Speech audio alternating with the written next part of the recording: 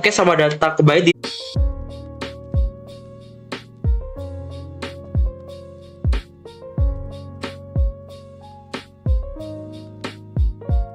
bagus banget.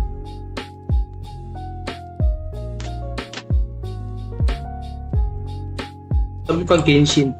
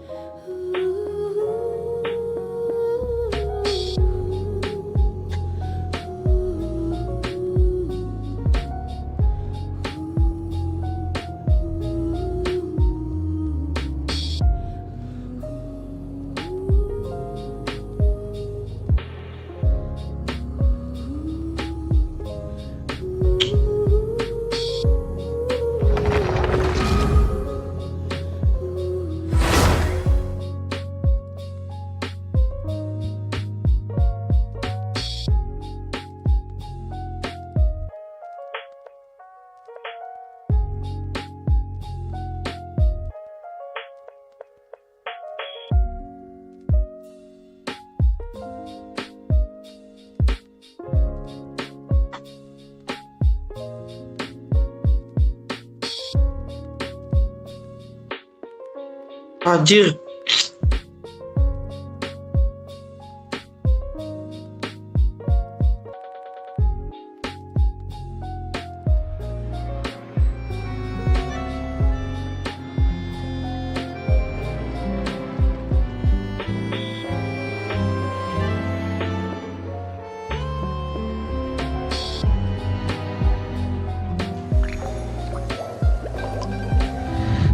Oke, Mon.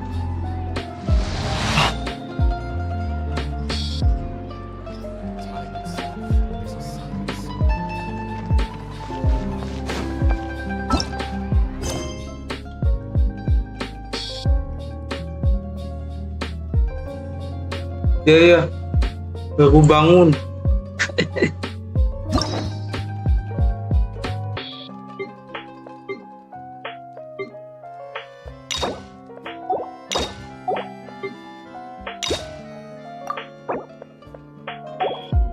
Area baca dan kucing.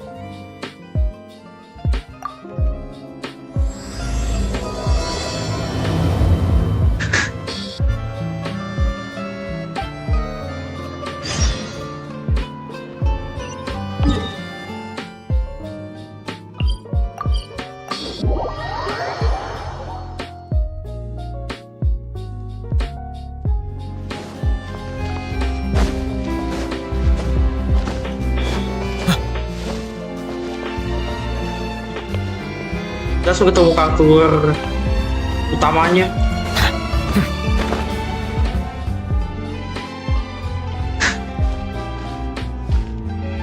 Udinnya sama kucing. Meow. Ini cosplay.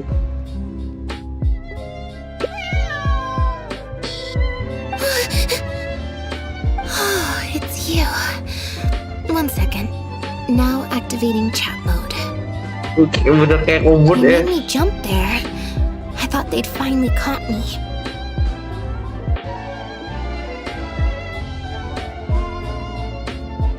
Objectively speaking, the trouble was entirely of my own making. Half an hour ago, I was at Hotel de Boer for a drinks reception. It was to celebrate the successful opening of a show, but it was draining my energy. So, I waited for the right moment, then snuck away so I could switch to standby mode. Probably because I'm playing the lead role in the show? Is that so surprising? I'm always getting invitations to do solo performances. I just usually get Linny to write back and turn them down. But then came the Fontanalia Film Festival. We took all the kids from the House of the Hearth out to see a film. And after it finished, they all started clamoring for me to try out acting for some reason. Even Linny was chanting along with them. Anyway, it just so happened that a director called Mariu had sent me an invitation right around then. I'll spare you the details, but basically, I ended up accepting it. Yep, you nailed it. I'm playing the role of a puppet. Anjir, ini gaya sakral cuy. In fact, the show's called The Lost Puppet, and it's a masked mime show. So I don't have to do any facial expressions or say any lines. Literally just a series of physical movements. The director says it's a very avant-garde art form. Art is not comprehended by the mind, but felt in the heart. At least, that's what the director says. Anyway, if nothing else, the opening performance seemed to go down well. At the drinks reception, everyone was crowding around me, saying, "Triumphant character portrayal, faithful adaptation of the original work, unequivocally, quintessentially avant-garde," and stuff like that. But being the center of attention is draining. So the moment they left me to go harass the director instead, I was out of there. The other thing is, some weird things happened while I was on the stage. Oh, sorry, Bonnie. Bonnie. I didn't mean to leave you out of the conversation. Langsung ada namanya. My bad. No, we just met. We bumped into each other right after I slipped away. Well, it'd be kind of difficult for us to communicate otherwise. Besides, I think she's taken a liking to the name. Haven't you, Bonnie? Yeah, that's right. Good kitty. We'll go find your owner soon, I promise. Nope. She's wearing a collar, and for the most part, she's pretty well groomed. If she is a stray, she hasn't been for long. Her stomach's been growling a lot. I guess she must have been missing for a few days now. As much as I'd love to hang out with her for a while longer, her owner's probably worried sick about her. But the reception... I should probably show my face there again at some point, even if it's just to make excuses and leave again. Decision time. Well, I just find it exhausting, thinking through all the different ramifications of different choices and so on. That's more Linny's area than mine. So, unless it's something really important, I usually just leave the decision-making to him. It's fine. He got Feminine to make me a little something for just this situation. Poof! A phaetometer. It looks pretty over the top, I know, but it's essentially just a box of cards. He kept the design simple, so it'd be harder to break. The way it works is, I pick a card at random, then look at the number on the card. Well, for example, if the number on the card is 5 or higher, I help Bonnie find her owner. If it's less than 5, I go back to the reception. I just have to believe in the bond between me and my cards, and my fate will reveal itself to me in numerical form. Kayak apa ya? Kecap cicuk At least, that's what Linny said. Anyway, I guess I'll give you a demonstration.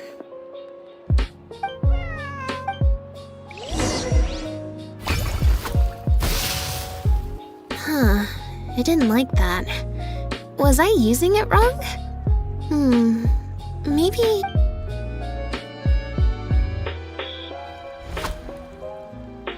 Clearly, there's some design flaws to iron out.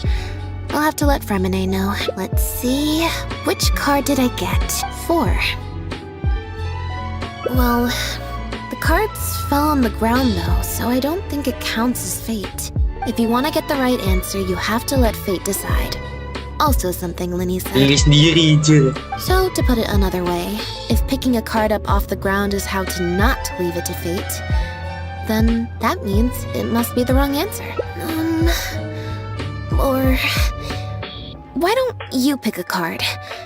Since I ran into you here, that means... our fates are, like... interfering with you. Thank you. This one is final, I promise. Here, take the fateometer. If it's 5 or above, that means fate successfully changed. Anything lower than 5 is a fail. Also, if you have your own thoughts about what I should do, feel free to share it. Now that I've got a good problem solver here to help, I don't need to run every little thing by fate.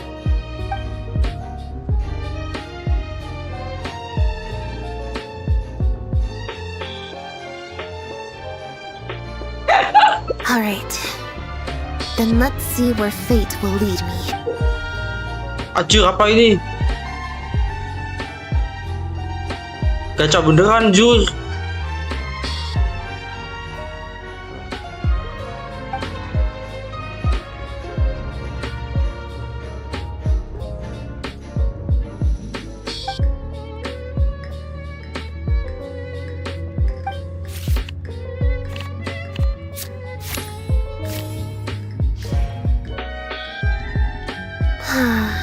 Back to the drinks reception. There's 20 cards in total, numbered 1 to 20. So there's only a 1 in 5 chance of drawing less than a 5. Yeah. I should also mention, this time the cutoff was 5, but I just said that to wherever I feel like. Nope, I said it was your decision. I'm not gonna waste any more energy dragging my feet. Besides, the drinks reception is technically part of the job as an official publicity event. So, if I bail on it, I might get sued for breach of contract, and that would be a huge pain in the butt. One other thing. Do you want to come with me? If you're free, I mean. Thanks.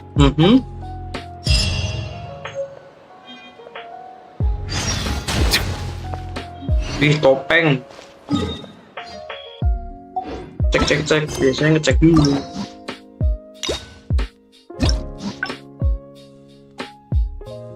Anjir, apa itu bawahnya tuh?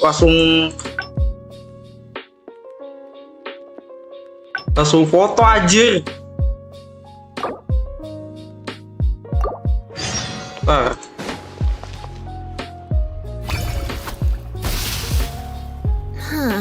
I didn't like that.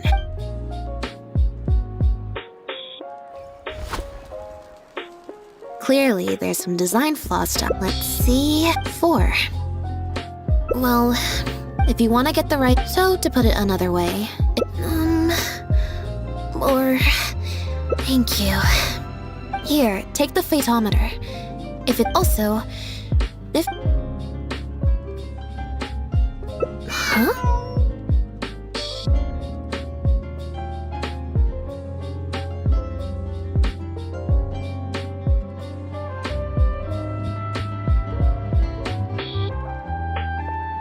What you're saying is, since nobody's come looking, I can just keep hanging out with Bonnie for... Is that really okay?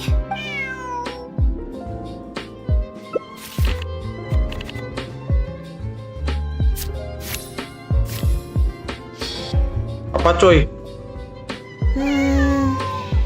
Maybe not. As much as I... Besides, if someone does come looking for me or Bonnie and finds me just...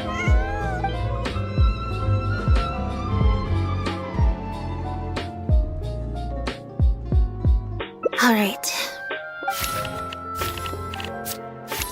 Anjir, kita gacha-gacaan coy.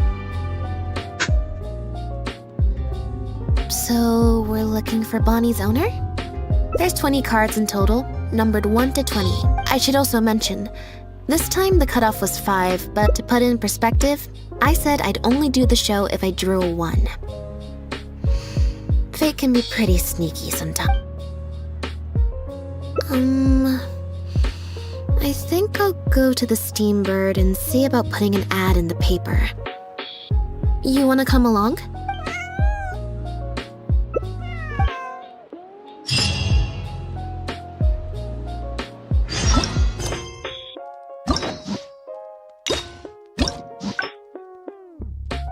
Di bawah itu anjir.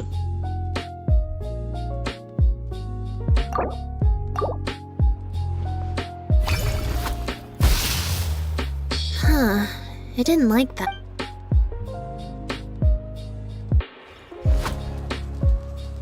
Clearly, there's some design flaws to iron out. I'll have to let Fremen. Let's see. Which card did I get? Huh?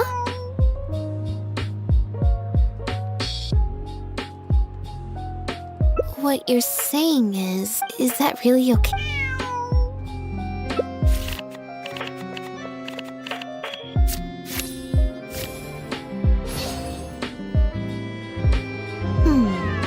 You make a good point.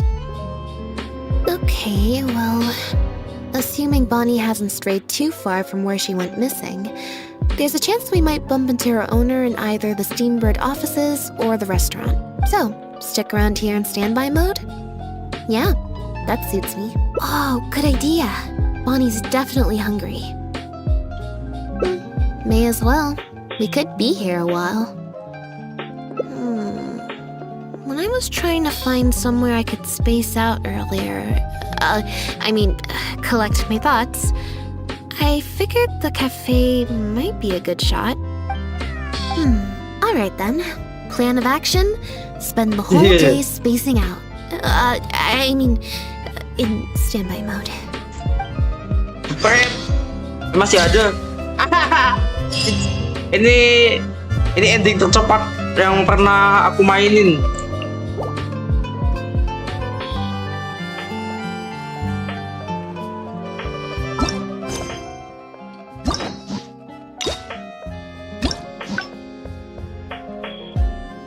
Kita ke pesta dulu ya.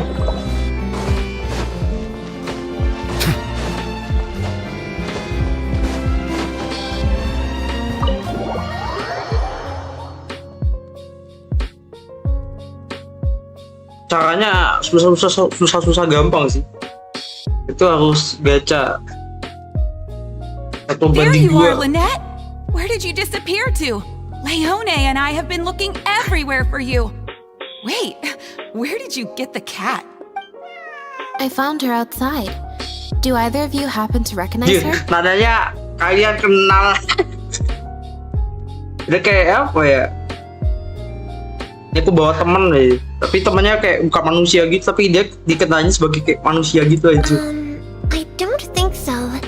Could belong to one of the guests, I suppose. Fair enough. It was a long shot. So sorry we couldn't help you, Lynette. Don't worry. We'll ask around for you. Leone's probably just being Maybe you could leave her with us. We'll take her to the reception desk and see if they know anything. And if not, we'll just keep looking. Sure. I would help, but I'm a little preoccupied. Sorry. It's no trouble at all. We're happy to help however. Also, if it's no trouble, could we maybe get an autograph? And maybe... Leone! You can't spring that on her now. Not while she's working. At least wait until the event's been. One last thing, Lynette. Director Mary is looking for you. We'll take the cat to the front desk now. See you later. Bikin apa? Gue lupa lagi bahasanya. I'm not usually required at these kinds of events, so I don't even have an event mode. Alright, guess I'd better go see the director. Spectacular choreography, a masterpiece of mise en scène, and the performance, oh my, groundbreaking, dripping with je ne sais quoi. My congratulations on another magnificent show, sir. Yes, I for one was particularly captivated by the clearly allegorical narrative undertones. The Lost Puppet shines a spotlight on the impact of technological advances in our modern society, particularly as they relate to changing modes of emotional expression and the challenge of mutual intelligibility. Such a pioneering work, so far ahead of its time. A tour de force of avant-garde theater. I can already see the headlines of tomorrow's newspapers. They will certainly be singing your praise, Director Mariyu. But it was a group effort, of course. To convey emotions in a silent show with no facial expressions, the entire cast had to go above and beyond. Everyone truly outdid themselves. Speaking of the cast, Jillian, another strong performance from you in director Mariu's latest show, as of course we've all come to expect from your numerous successful collaborations to date. That's quite an overstatement. I've only ever played supporting roles. On that point, you stated a few months ago in an interview that you were looking to secure a leading role in your next show. What led you to the decision to stay in a support... We had a discussion about this, and while Lynette hadn't previously performed in an acting role, we were blown away by her talent, and she was a perfect fit for this character. Quite simply, this was the role she was born to. Exactly. I was honored to share the stage with her. Lynette worked extremely hard in all of the rehearsals, and she's an incredibly talented actress. Lynette datang. Oh, Lynette's back! Hey, Lynette, where have you been? Were you in standby mode? Some reports say you switched to that state to recharge after a show. Anjir, kok dia tahu? Kok dia tahu ya? Dia bisa nyinggung yang kayak Lynette, dunianya Lynette doang anjir. Ah, method acting, of course. Such a compelling portrayal of a mechanical puppet could only be achieved by an actor who lives and breathes their role even while off stage. Those seemingly stilted movements were in fact an inspired portrayal of the character. The ostensibly bad acting, in reality, was the product of supreme acting skill. Oh, I went outside and there was this cat aku there, banget dia. so I played with the cat for a bit. A cat? We've long heard that you are a kind soul, Anjir. as well as an incredible Puji-puji actress. dia. No wonder your debut performance has garnered such popularity. This show looks on track to break box office records for avant-garde theater. Lynette, any words for the fans? Any word for the fan? Not really, no. I believe Lynette is trying to say that the act of performance itself is the actor's true means of connecting with their fans. Oh, I see. Lynette, any comments? Right, exactly. Begitulah. But don't you want the fans to know how you're feeling right now after the hugely successful opening of your first ever show? That's true. I'm sure the fans would love to learn a bit more about you too. How interesting. Kita gacha ya. Berapa ini angka 10? Mati keadaan Lynette.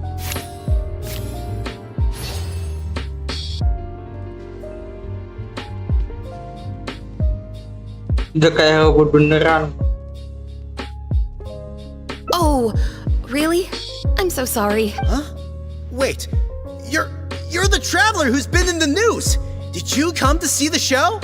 Wow, are you a fan of Lynette too? Do you have any comments on her first performance?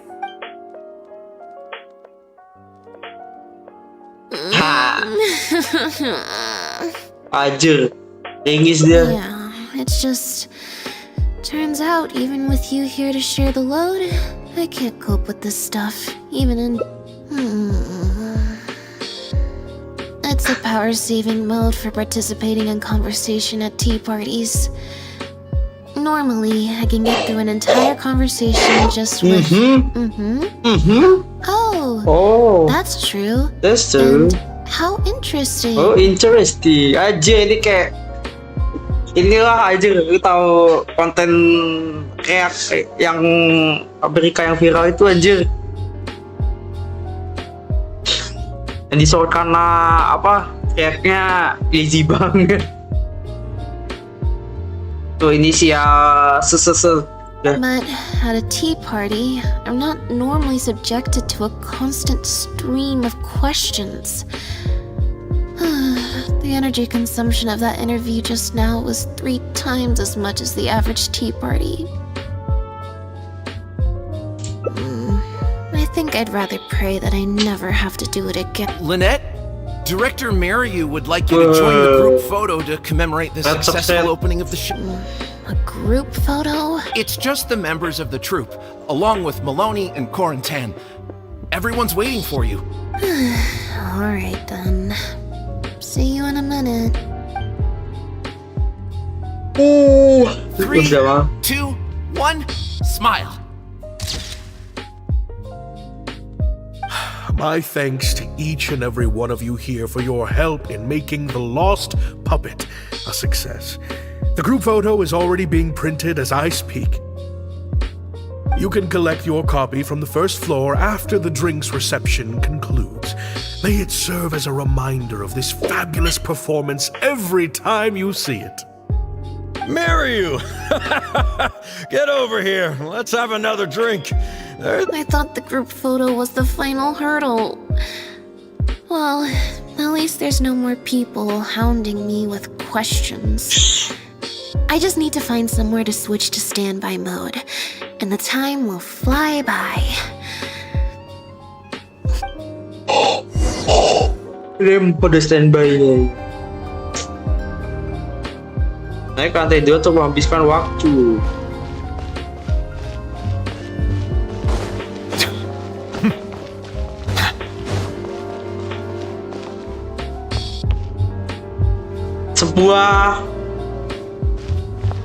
sebuah entitas yang tidak asing.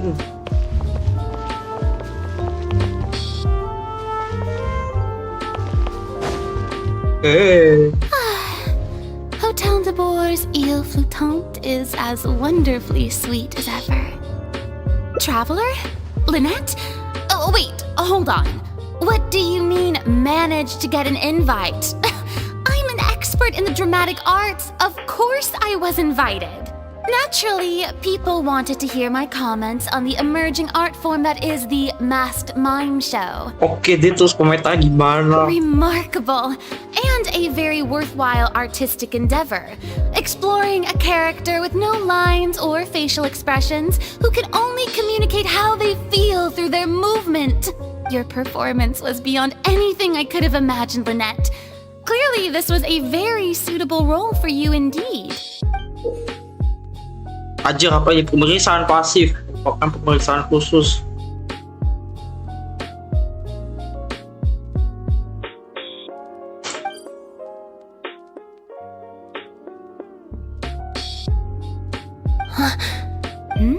Is something wrong?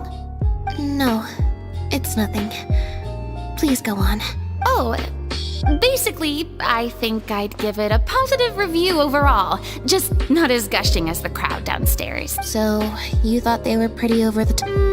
In fairness, it's normal to bring along some vocal supporters for publicity when a new show opens, but still, this was something else. Then again, I'm no specialist in avant-garde theater.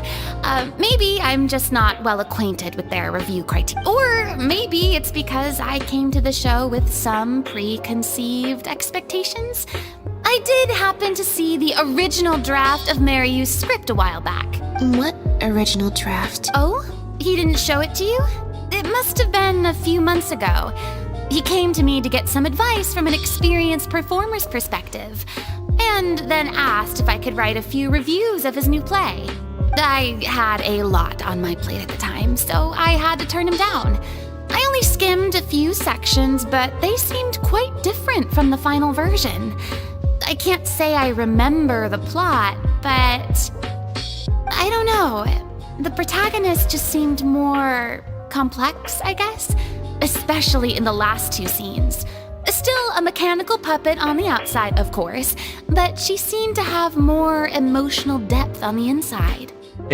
Aku temen skip agak lebih kompleks, terutama di dua gerakan tubuh, warnanya masih boneka mesin. Ini menggambarkan lihat banget gak sih? Emotional depth? Oh, I'm just thinking aloud here. Don't take it to heart. Besides, a script and a play are two very different beasts. There are so many fine details to consider when turning a story into a stage production, more than most people could imagine. Especially with a novel art form like a masked mime show. I'm sure Maryu had his reasons for the changes he made.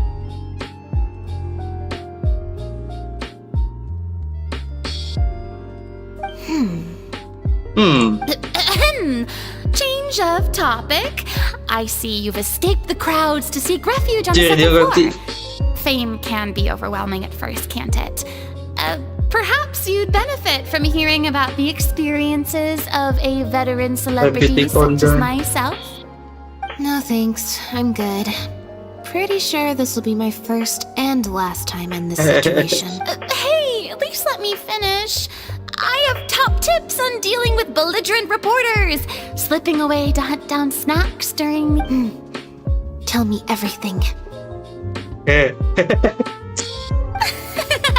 First, take a seat, mon ami.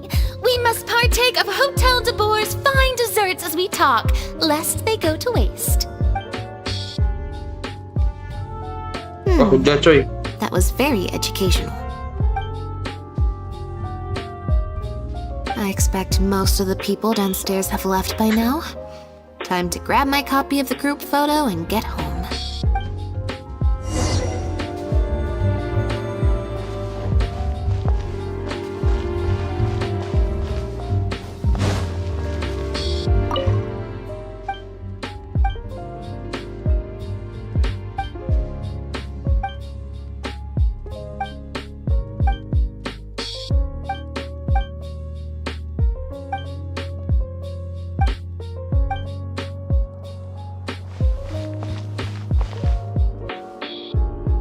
Lawakannya di sini.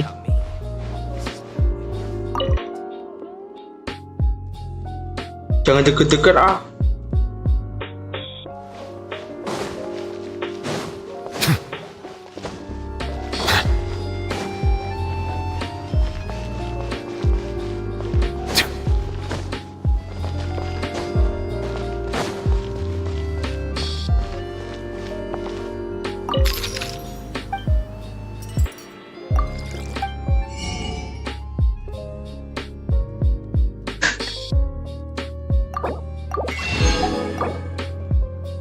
Aja gue seumur main di patch poten belum beli reset.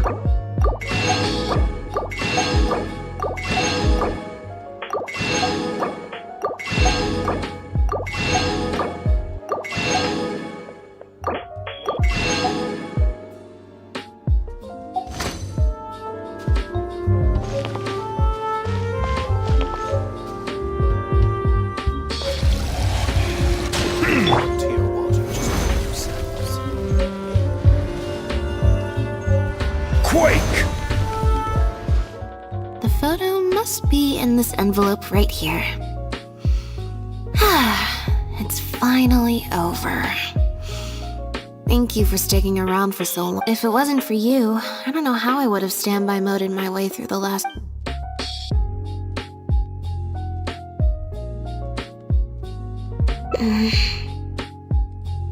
It's fine. It's just... It was such a minor thing. While I was on stage, there was a moment when I felt like someone was looking at me. It was only for an instant, and I didn't even see who it was. But somehow, I knew it was a look of contempt.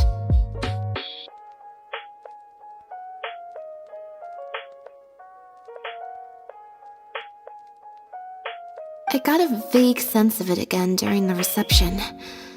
Like someone was giving me an evil stare. But I couldn't figure out who it was. Alu gitu.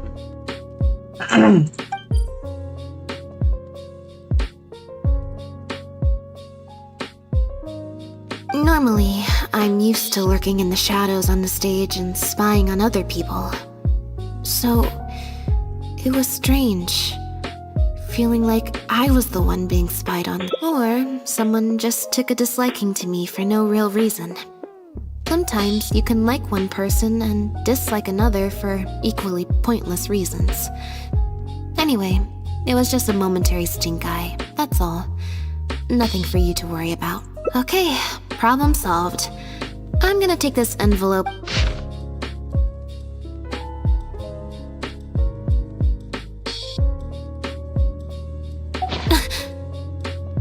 You have destroyed this work of art. Step down from the leading role at once. Ini kok bocil ini. Based on the...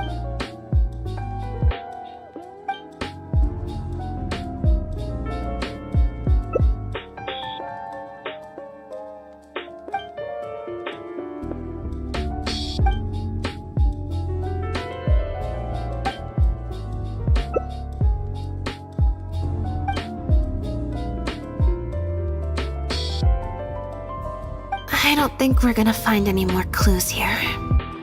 Yes, let's. Whatever destroyed means, it could have something to do with the original script that Farina mentioned. Also, I'm gonna have to ask you to stick around a while longer.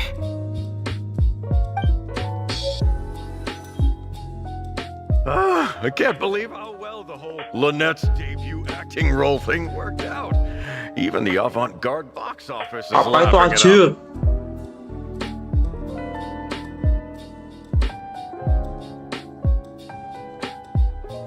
up.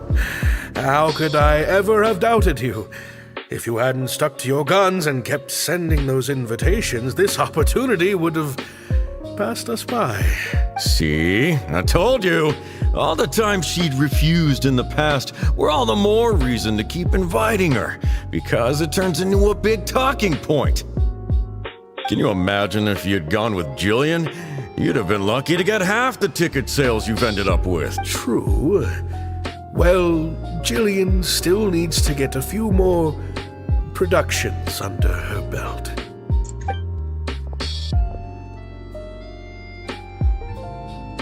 Kayak Do you berubah. have a moment, Director Mario? If it isn't the star of the show. We were just talking about you. Oh, and is that the legendary traveler with... I'm guessing you're here to discuss the show with the director? Oh, you're a talented and hardworking actress, Lynette.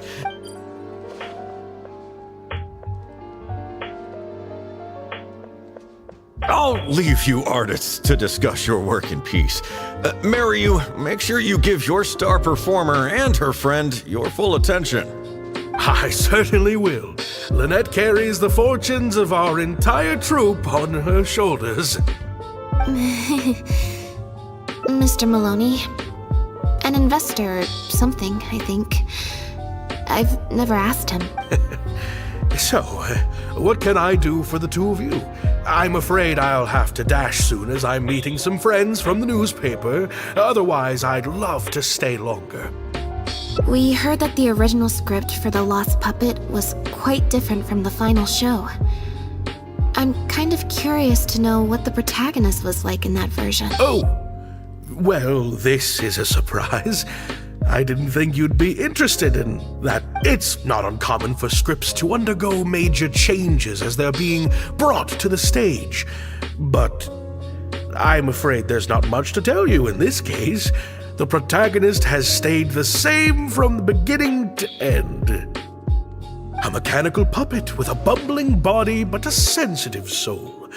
A stranger in time Anjir. doesn't belong. There's no doubt about it. You are the protagonist, and the protagonist is you. The success of one is the success of the other, and that's what made this show an artistic triumph. Sorry, you've lost me. Can you put it in plain words? All right then. Delving deep in the search of core truths is the job of an artist, after all. You shouldn't give your attention to early drafts of the script, Lynette. All it would do is sow confusion where you already have clarity. The current script is the final version because it is the best version, and your performance best brings that script to life. Why, if it weren't for you, I doubt any audience would give our show the time. What letter? Oh my goodness!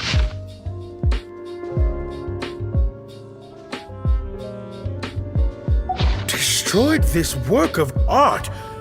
Really? Well, Director Mario, any idea who might have written it? No. Who on earth would write such nonsense?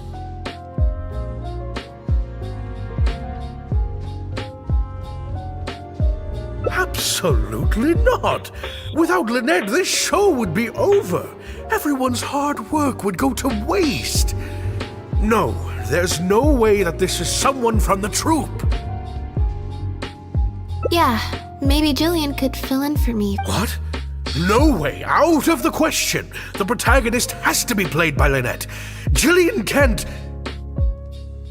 She's just not what the audience is...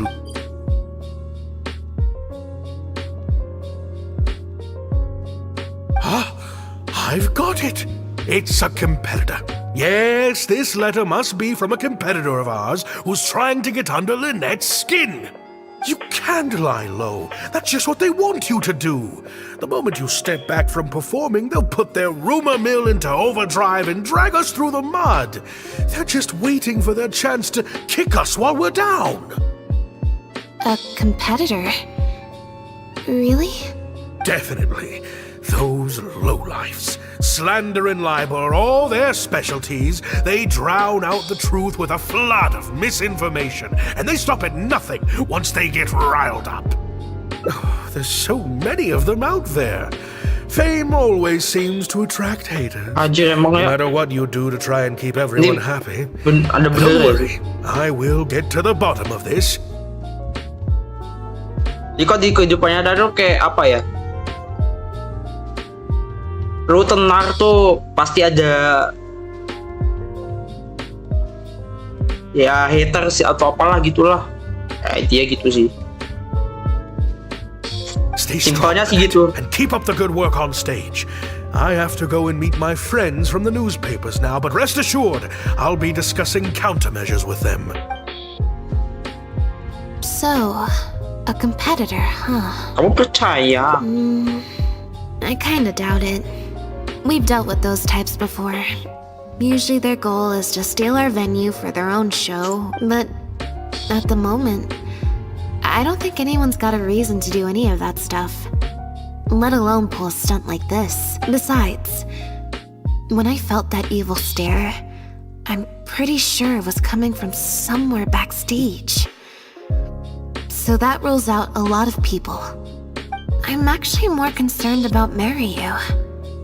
When I mentioned Jillian, his reaction was pretty especially since Maloney mentioned that the initial plan was to cast Jillian as the lead. Sounds like there was an original protagonist as well as an original script. I should probably go talk to her. Yep, she told me she lives in the Fleuve Sandra. Wah, Fleuve Sandra.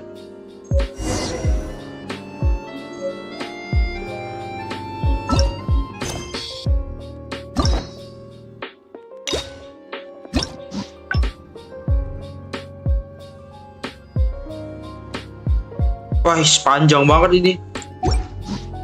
Fix panjang cuy.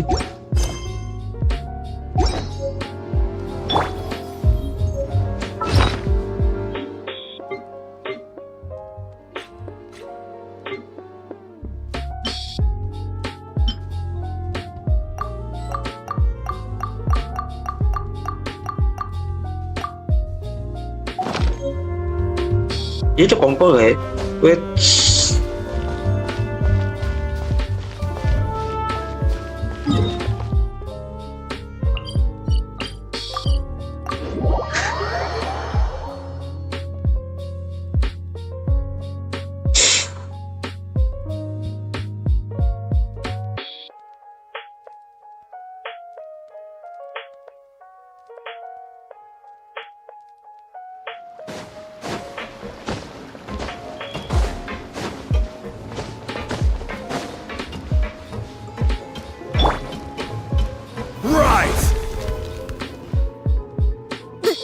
Lynette? What are you doing? You're not welcome here. Dia tiba-tiba begitu. I've been to the Fleuve Sandra plenty of times before. This is the first I'm hearing about me not being welcome. Things are different around here. You might be used to a crowd of bootlicking morons fawning over you wherever you go, but not down here. We know what you are. Bootlicking morons? I don't know. I've never met this kid before. Gina, stop that! Go home now! Gina. Jillian! No buts. How many times do I have to tell you? That had nothing to do with Lynette. If you don't leave right now, I swear I'll never invite you to one of my shows ever again. Jillian! Just because Lady Farina speaks highly of you, it doesn't mean you're all that. Dia begitu ya. I'm so sorry. Gina's always been a strong-willed child. That's why I never let her visit me at work. It's okay. I have younger siblings too, so I get it. She's in her rebellious phase, huh? If you let angsty kids get you riled up, they'll drain all your energy. So don't worry, I won't let it get to me. Well, the situation's a little different in this case, but still, thank you. So, what brings you to the Flu of Sandra? We heard about it from Maloney. He said you were originally supposed to play the lead. Maloney, huh? Of course he couldn't keep his mouth shut. I'm sorry. I never mentioned it because Director Mariu was very clear that I mustn't let any of it affect you. What's this?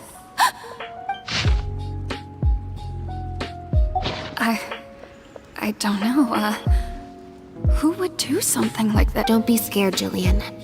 Just tell us what you know. Okay, I'll try. It's true. I was originally cast as the lead in The Lost Puppet.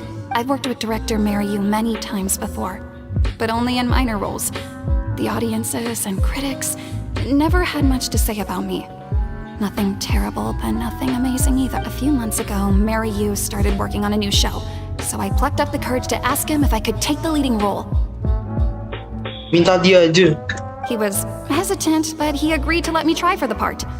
We did a few rehearsals, everything seemed to be going okay, but then... Ching ching. There's been a change of plan, Jillian. The leading role will now be played by Lynette. Lynette? But she always turns these things down, doesn't she? Yeah. And that's why we cannot afford to waste this opportunity. Jillian, I understand how you must be feeling. But Maloney and myself have to do what's best for the production as a whole. Next time, the lead will be yours. Oh, janji. I was incredibly disappointed at first, but I also know full well that I don't have Lynette's star power. Without Lynette, how could we ever convince people to pay money to go and see a masked mime show? And if the show was a flop with me in the leading role, how would I answer to the director and the rest of the cast? Then, I got to meet you on stage and found that you're really down to earth, in a way that not many celebrities are. You were kind to everyone, and your performance wasn't bad. Whatever disappointment I had left at that point, By wasn't bad, you mean it wasn't great either. It was a good idea. So, I'm guessing Mariu changed the script to simplify the protagonist, make her a dumbed-down version of the mechanical puppet that I could actually play. He did make some changes to the script, yes? Jaik, one of the other actors. He likes to collect Dr. Mariu's old drafts because he hopes to be a director himself one day. He also lives nearby. I can arrange for you to meet him at the tavern. Makes sense. I always see him talking to Mariu. Alright, see you at the tavern then.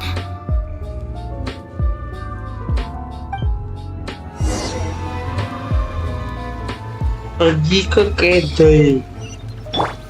Lagi.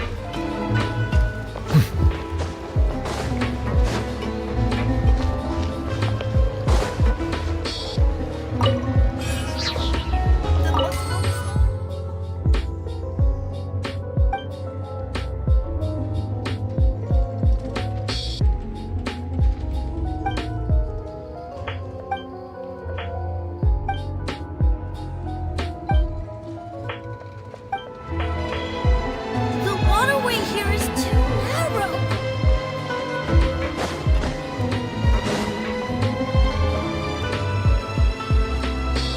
Kita ke bawah.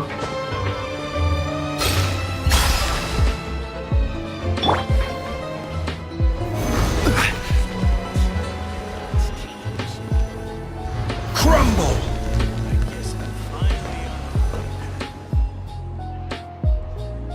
Setelah menunggu selama beberapa waktu. Sorry to keep you waiting. Jillian brought me up to speed on the situation. I'm here to help however I can. Here, this is the script you're after. That's always the way with pen and paper drafts. Even the final script is full of last-minute changes, but there should be a cleaner copy of the original script in here somewhere. Sorry, it's all a bit mixed up. I just grabbed the whole stack of paper. No problem. Now activating search mode. Aja. I'll go through Tuh one banget page aja. at a time.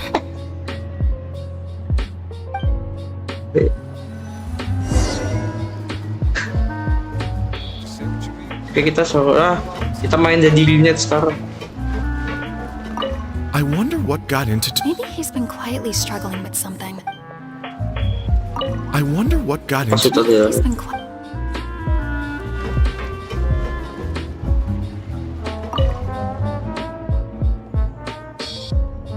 jadi kita gacha lagi. Ada pengakuan di atas tetap lagi akan pertunjukan.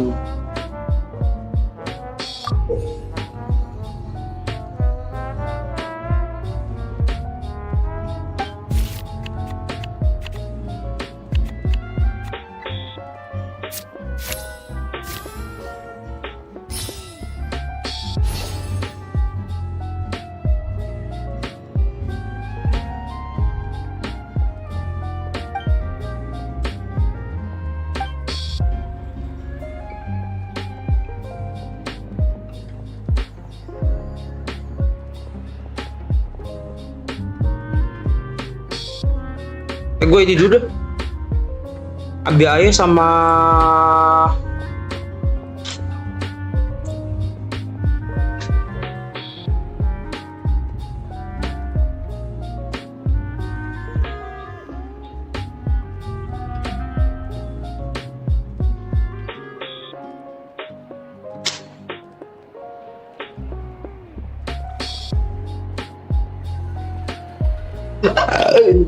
tahu ya guys ya, yang 5 menit tak.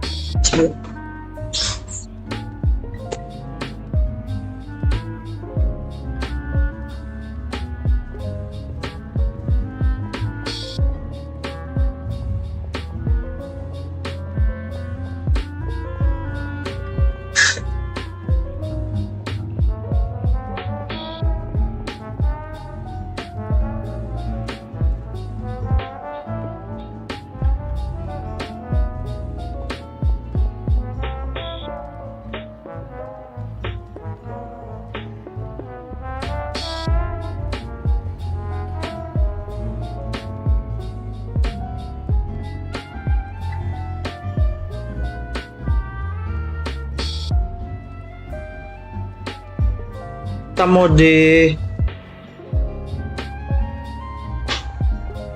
nggak pakai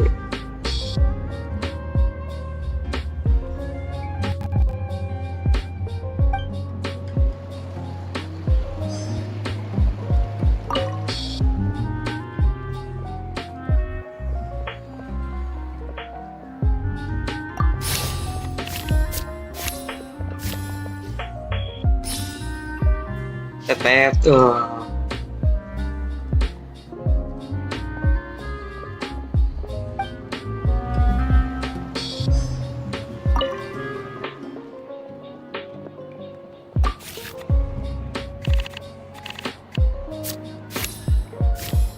Gacha banget nih.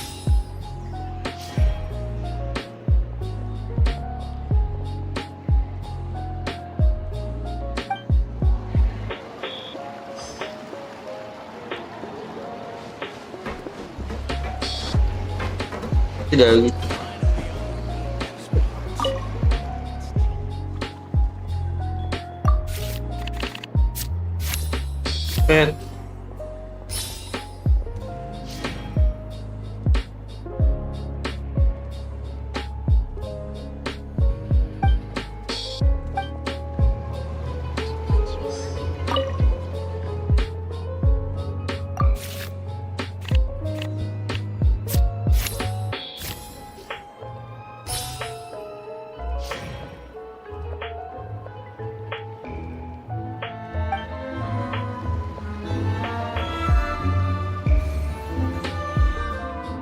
The protagonist returns to the ruins where she began and performs a dance in honor of her deceased companions. She dances until her joints have rusted stiff and mechanical parts are falling from her body. Yep. That's not something a novice could hope to pull off after just a few months of rehearsals. Ini quest Hangout yang susah ternyata ya, karena banyak gacha-gachanya kan.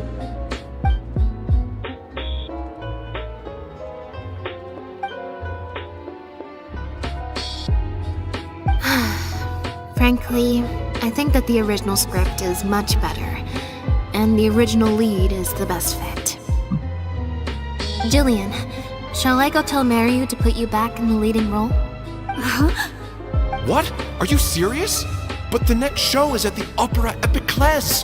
It's such a huge opportunity. But not such a rare one for me, though, right? That's different. This isn't you as part of a magic duo.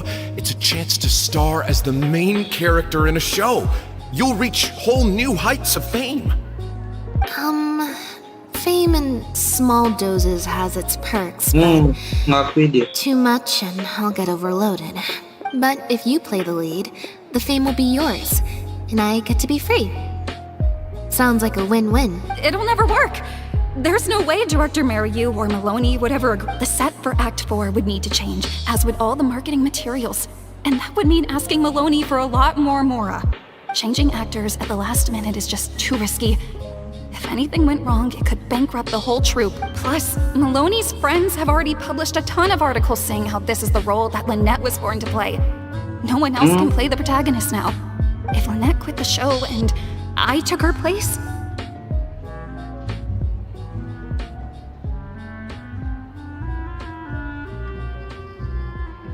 if Lynette left, they'd sooner stop the whole show than let me take her place.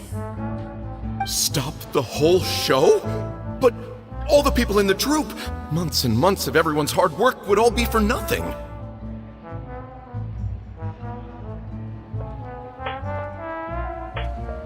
Bahasanya ya menghalalkan segala cara.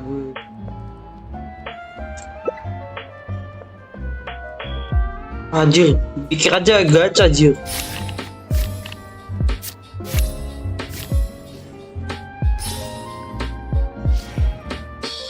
Gaji gue kira terima anjir.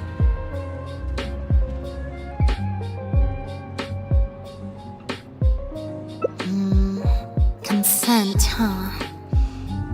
Then, how about we don't ask him? And that way, he'll be forced to make a choice. You know, it's a little crazy, but it might actually work. No way!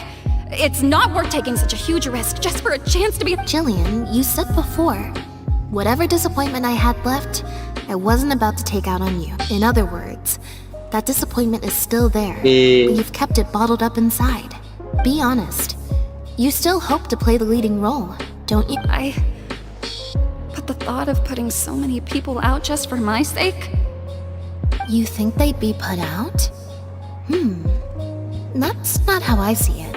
Jillian, you were more dedicated than anyone during the rehearsals for the original script. We all saw how hard you worked for this role. And I think you know that unless we decide to make a stand here, the path we're on is only going to take us further and further from our dreams, all of us. Emang ada orang yang bener-bener kayak tidak mau terkenal sih.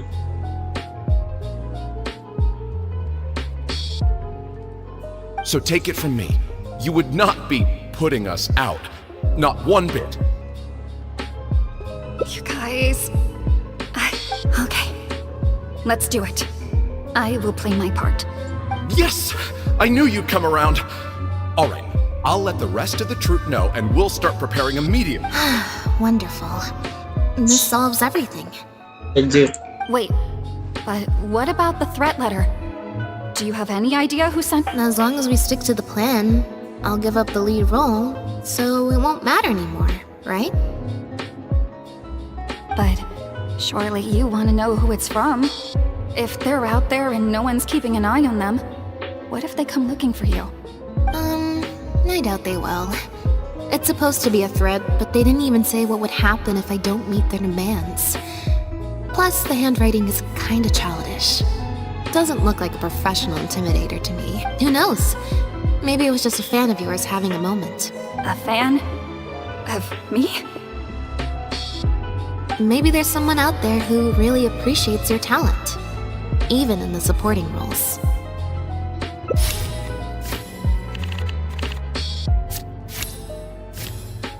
Tadi gaji banget.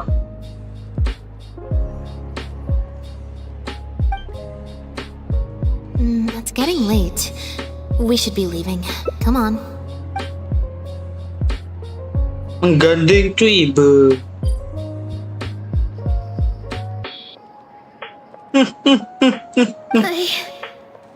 I'm such an idiot.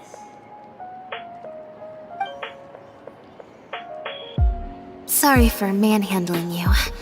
You looked like you were seconds away from figuring out who sent the letter, so I had to act fast. It was Gina, Jillian's sister.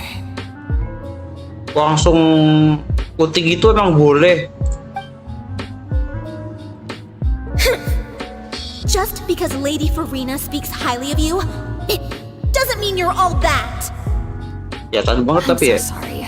Gina's always been a strong-willed child. That's why I never let her visit me at work.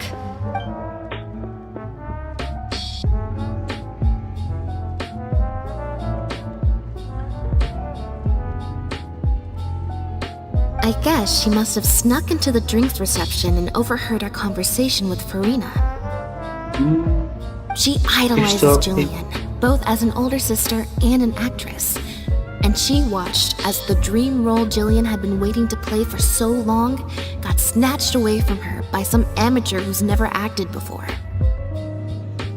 To make matters worse, all the critics were hailing this amateur as a perfect fit for the role, and even Fontaine's former biggest star was praising her abilities.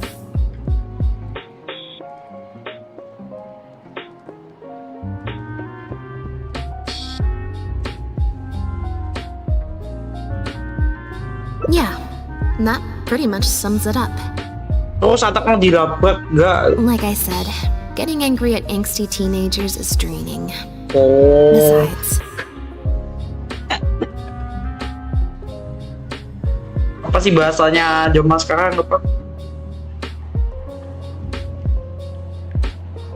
Genjet aja. Boleh nggak sih pakai istilah gituan? Kayak nggak gitu, maksudnya kayak bocil SMP gitu ya. if it was my younger brother or sister and they found out I'd been treated unfairly or had an opportunity stolen from me, They'd definitely do something far worse. I was in Jillian's position once. Back when Linny and I were starting out, before we got famous, we just had to take things a day at a time. So I can understand Gina's frustration. Still, she could definitely use some pro tips on how to write a threat letter. Udah bisa bilang gitu aja.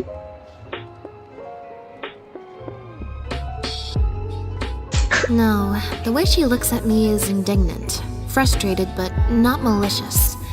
Plus, she didn't even try to hide how she felt. Whoever was giving me that evil stare was backstage. Blending into the crowd at a drinks reception is one thing, but trying to blend in backstage, where everyone's on high alert waiting to be called on stage, would be a lot more difficult. We'll find out who it is before too long. In 2 days' time, at the next show, I think it will become very clear. On that note, guess I'll see you at the Opera House. Bye for now. Bye for now. Diskusi dengan semua orang udah.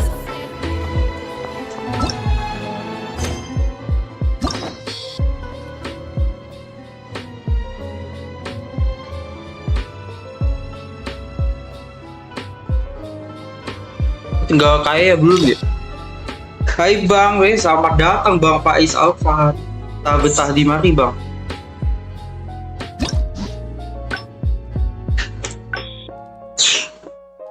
Kayak kaya. Ada cabang baru. Ini lambat sih. Saya menuliskan tanda ke situasi yang terkendali.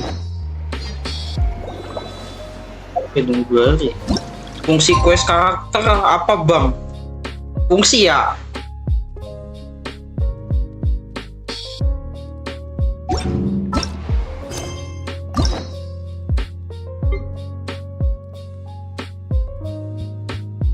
Berdapat primo. Ya nggak gitu sih, maksudnya kan kayak ya, cerita lah bro, namanya juga apa, story quest kan, cerita. Ya, sambil ya coba sambil nyuap primo dikit lah. Buat penikmat cerita, iya buat cerita sih.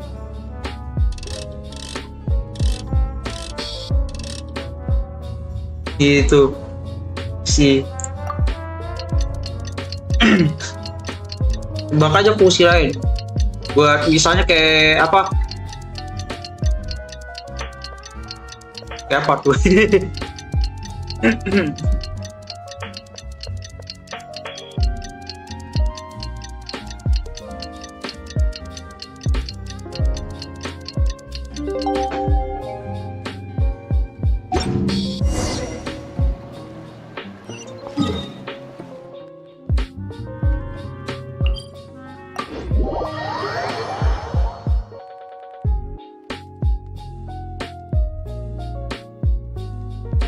Aduh, gue kira dapet karakter.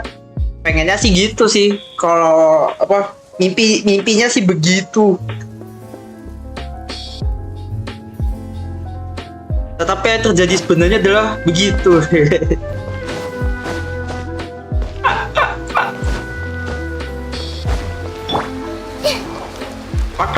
Fakta ya. Musik quest cuma dapat 60 primo. Buat pemain speedrunner ya. Tapi kalau buat pemain pecinta story ya, quest karakter tuh buat nikmati cerita bang, gitu.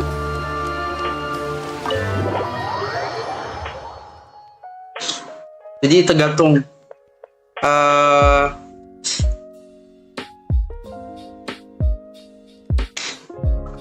bergantung pemainnya tuh pecinta speedrunner atau pecinta cerita, gitu aja sih.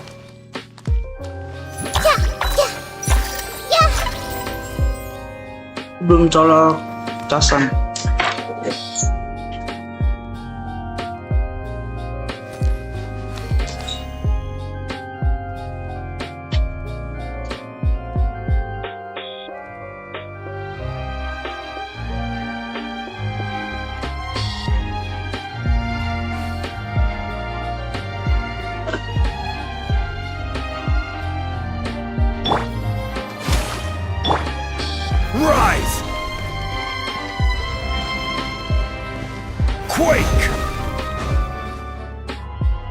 you're here. Lynette and Jillian are busy getting ready, so please come with me.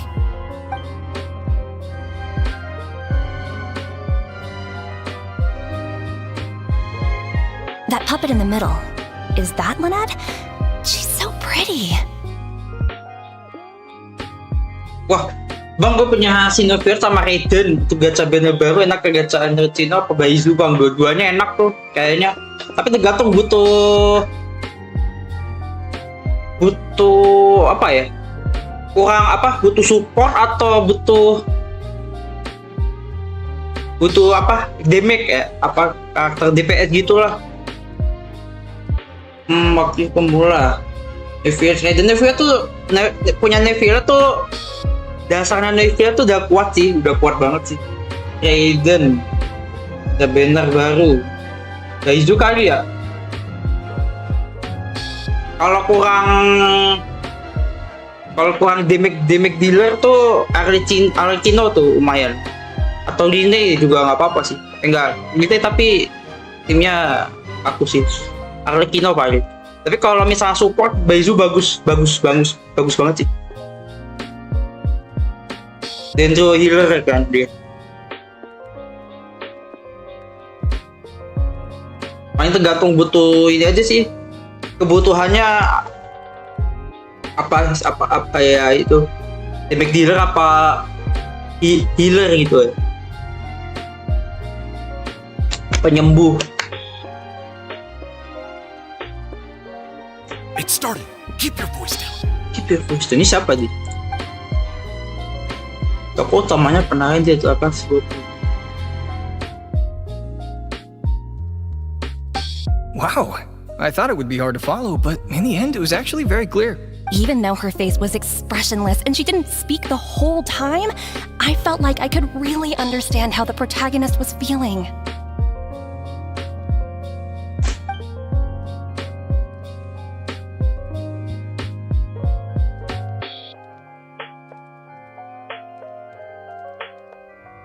Masalahnya Baizu tuh fase 2, Arlecchino tuh fase 1. Jadi kalau nyoba Baizu dulu, Arlecchino-nya harus nunggu rerun. Tapi kalau nyoba Arlecchino dulu, nanti bisa dapat fase 2 nyoba Baizu. Untuk Dendro berarti ya udah nabung aja ke Baizu gitu. Nah, bisa tuh. Itu kali.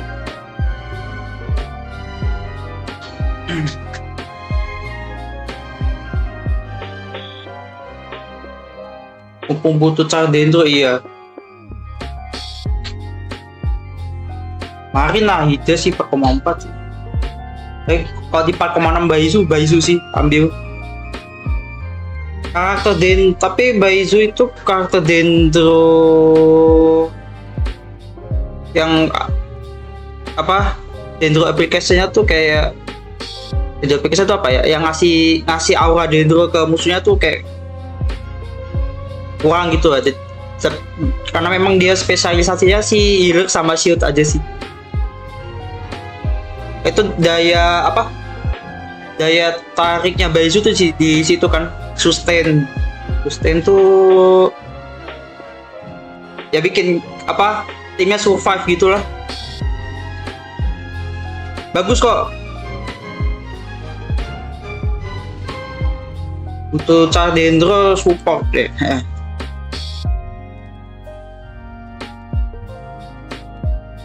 Gitu kurang lebih gitu.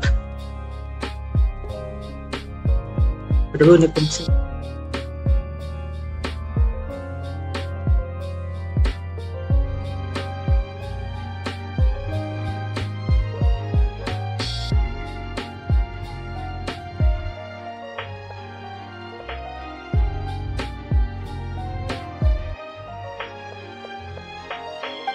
Director Mary Malam really is a Bang, master of his craft, and Agus. so is the actress in the lead role. I have a friend who saw the show on the opening day. They thought the critics overstated how good it was, but I gotta say, the protagonist is incredible. I can't believe it's only been a few days since the last show. Lynette's improved so much. Just Wow! I'm speechless. Words simply cannot do justice to the sheer excellence we witnessed from Lynette on stage today. Your penchant for the hyperbolic strikes again, Almery. Clearly you weren't at a loss for words when you were writing your article. I saw you hand it to the journalist, trying to get your critique into the papers the moment the show is over. Well, you know how it is. The early critics get all the readers. Wouldn't you agree, Mary? Oh ya, ngomong-ngomong, besok live malam aja ya. Live Honkai Star Rail. Kita story apa? Best Vision sampai terus paginya ini. Paginya gacha Kino deh. Jadi party Hyper Bloom buat itu kira-kira mungkin seperti apa, dia masih kurang karena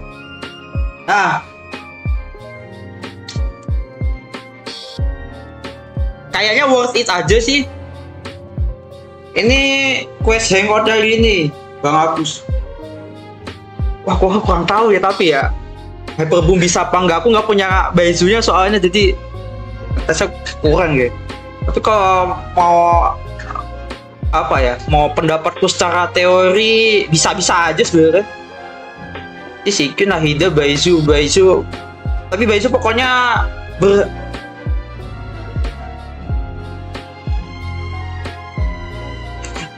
bisa banget. Nah, Hyperbloom Baizu tuh bisa apa ya? Dia karakter on field kan, dia yang ada di field kan. Karena kan katalis Dendo, dia bisa Dendo kalau dia di field kan, Dendo aplikasinya kan jadi bagus kan, karena dia ngasih aura Dendo terus kan lewat normal attack-nya.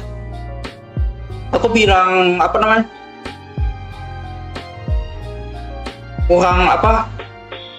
kurang kasih out Dendo karena dia apa ya, dia tidak di apa on istilah Genshin zaman sekarang itu kan off field gitu ya, off field karakter. Semoga paham ya. Tadi tanya aja kalau masih bingung. Jadi gitu maksudnya, off field kan dia ngasih aura Dendo kurang kan, dia karena dia mengandalkan Berserk tuh. Terus yang ngasih aura Dendro sama skill doang kan. Terus kalau di Hyperboom bisa banget kan, dia Dendro katalis kan. Dendro katalis, jadi teorinya tuh dia tuh Saito-nya tuh biasa orang pakai Shinkyu gitu kan. Sama Electro tuh umumnya si Kuki Shinobu sih. Satunya bebas udah. Atau coba 3 karakter itu juga cukup sih. Dia itu aja sih. Bisa banget kok. Kalau dia yang on field ya, atau barang satu karakter Dendro lagi. Kan tugas Sabaizu healer kan ya. Jadi lebih ke support aja dia.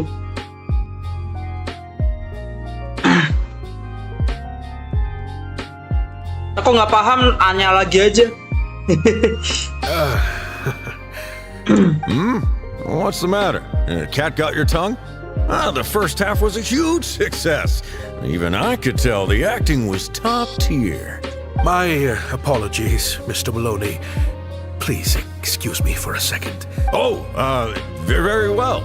Hey, while you're at it, this might be a good time to talk future collaborations with Lynette.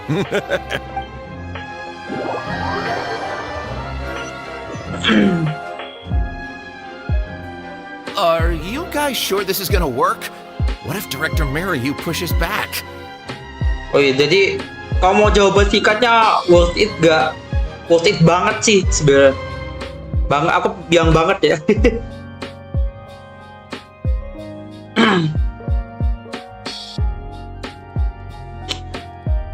Ini kan dibanding nggak usah banding-bandingan deh.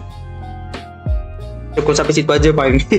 We're already halfway there. We can't back out now. All we need to do is stick to the plan. What is this plan that you're so intent on hiding from me, Dear.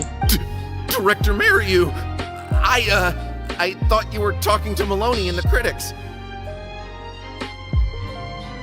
Ay, baguan ini gatunya referensi buat si bayi. Oke bang, semangat bang. Gitu ya. Semangat main Genshin ya bang.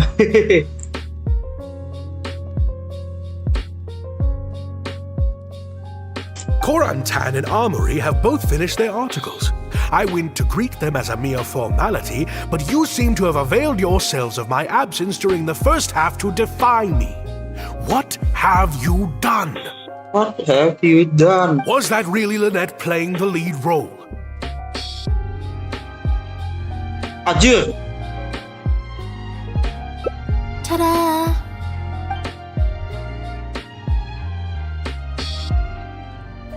Director Mariyu, I was the one playing the lead role just now. Ajur.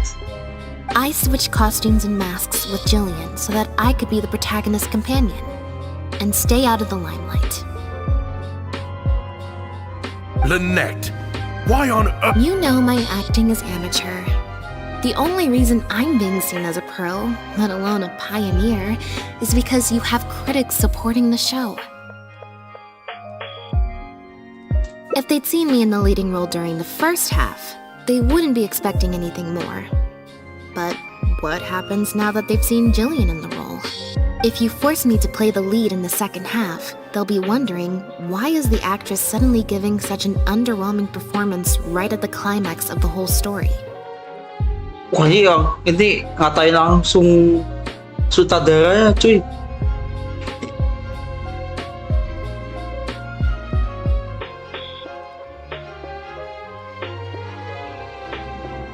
These are just some of the questions that will be on everyone's minds during the second half.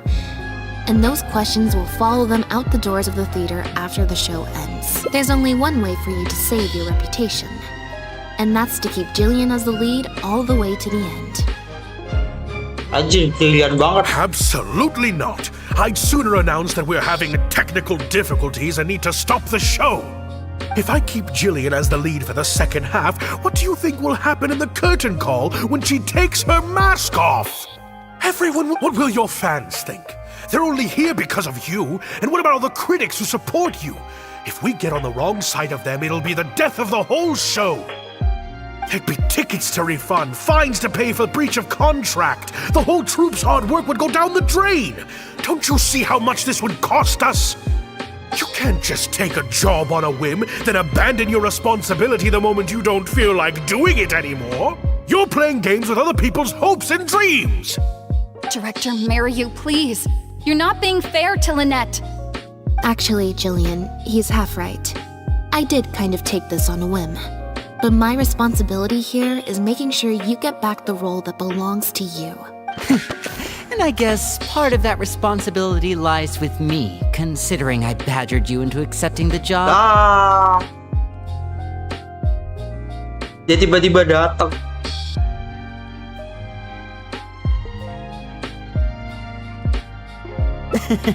Sorry I'm a little late to the show. Work's been keeping me pretty busy lately. Lenny? What do you want? Do you think you can snap your fingers and make all my problems magically disappear? That might be a little tricky. But instead, I could make something else magically appear. What's this? A draft complaint letter, my contract, your legal fees, reimbursement for the tickets, and an advance on the penalty fee for Berapa breach nih? of contract.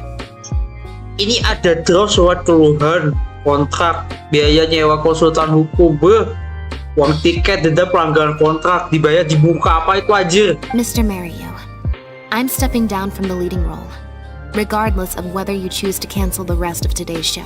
Wah anjir. If you do suffer unforeseen financial losses from this, you're free to seek damages as per the contract. And if you want to file a lawsuit, there's a draft here that you can use if you need it. Apa itu anjir?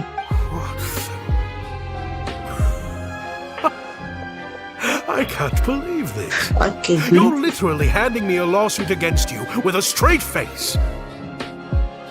Kamu menyerahkan gugatan terhadap dirimu begitu saja tanpa berbibu. Of course.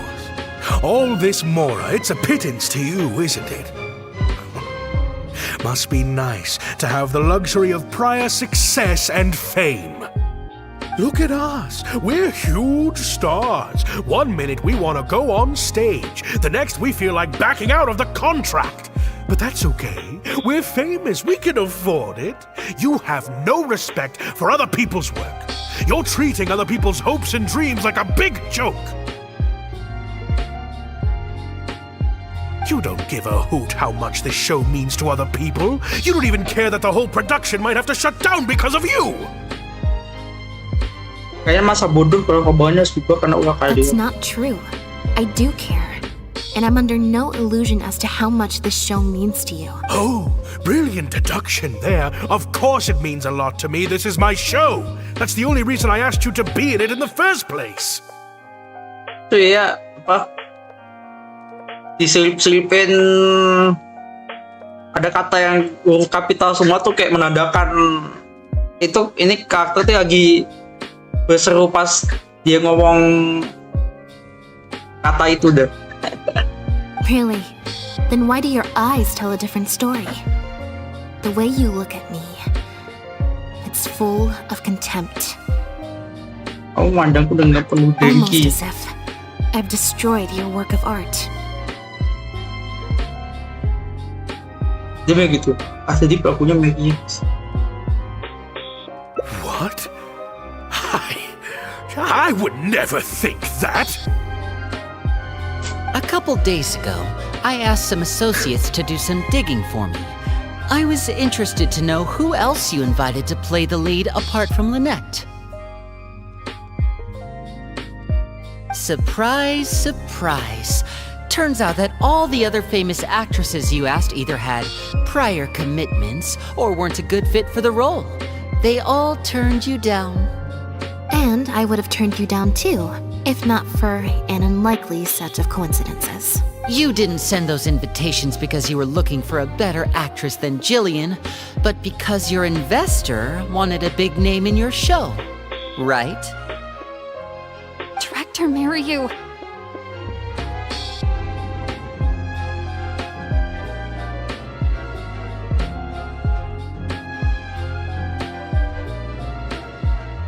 To get Maloney on your side, you chose to make Jillian the understudy, and then look for an opportunity for her to take the lead. Kayak villain banget aja ya si sutradara ya. Menarik banget.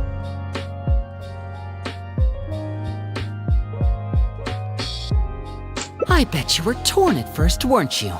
Do you stick to the tried and tested formula? Choose Lynette, use her celebrity to get the critics on your side so that you and your investors can line your pockets? Anjir. Lynette apakah statusnya sebagai selebriti? Ya kayak ibarat lu apa ya? Bikin film terkenal tuh langsung apa? Ambil aktornya langsung Reza Dian gitu aja. Terus aktor kecil Shushu gitu aja. Or do you choose Jillian, so that you and your longtime collaborator can stage the show of your dreams, the original, unedited version of The Lost Puppet? Atau karena kamu tergoda gelimang harta? Ini nih, anjir. Cumi sekali.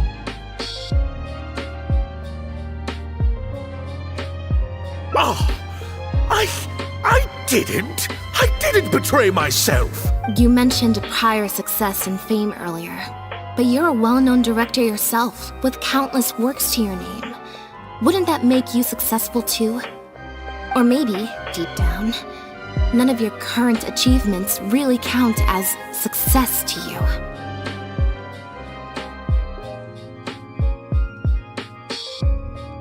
Ini adalah penyebab kenapa karakter di Konoha tuh banyak banget. Right now, you have an opportunity to send Jillian onto that stage and perform the second half as you always imagined it, faithful to your original script. Anda diberi kesempatan untuk mengirim naik ke panggung, menampilkan paruh kedua sesuai. Your work would be displayed for all of Fontaine to see in Anjir. its true, perfect form. Mampus banget. Did you say perfect? Apa kamu akan terus mengejar kesuksesan yang hampa dan tidak berarti dengan mengembangkan jiwamu sebagai pelaku seni aja? Or will you act now before Maloney and the critics can protest and make your dream come true on the stage? And Jillian's dream. In fact, the dreams of the whole troupe. Wajib. The whole troupe? Director Mariyu? Actually, most of the money Linny brought came from us. We all chipped in. We've worked with you for many years now. Your troupe has been here for you all the way from the empty theaters where we first performed to the Opera House today. We watched as you slowly started down a path you used to despise.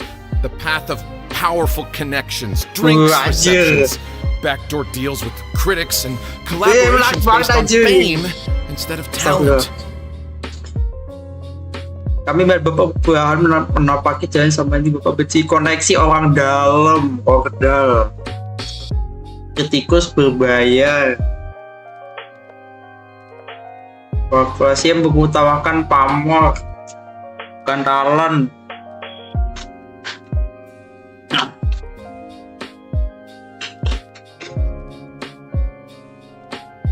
Ingat aplikasi-aplikasi medsos tuh isinya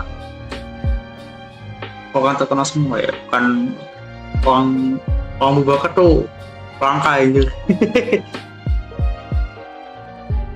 Oh gini aja, contoh gampangnya kayak yang muncul-muncul di TV hiburan-hiburan kan orang kenal dari apa media sosial semua tuh, kecuali apa kadang-kadang yang disorot apa ada yang disorot lagi, kecuali misalnya ada juara satu matematika tingkat nasional tapi tidak disorot ya, gitulah intinya. Maaf banget guys, ngaco anjir. Tapi ya udah. But this is just a temporary measure. I did it for the good of the troupe. And besides, this is how the whole industry works. Everyone else is doing it. Ini kayak apa ya?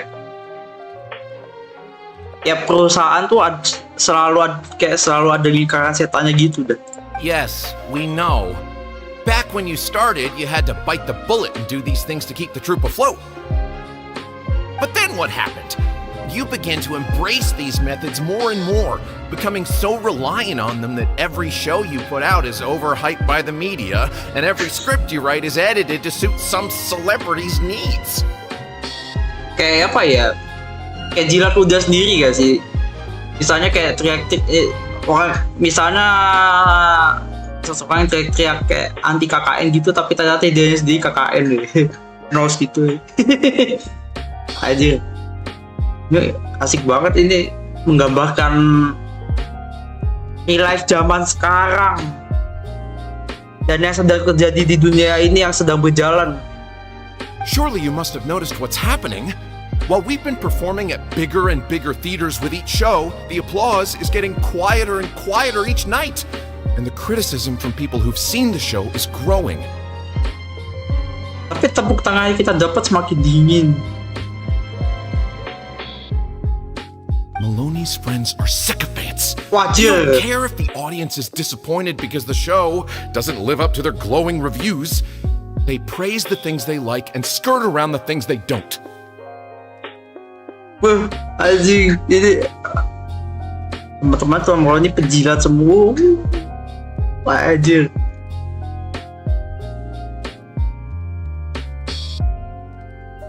Kepada peduli kau penonton kecewa karena pertunjukan tapi tidak sesuai ulasan di media.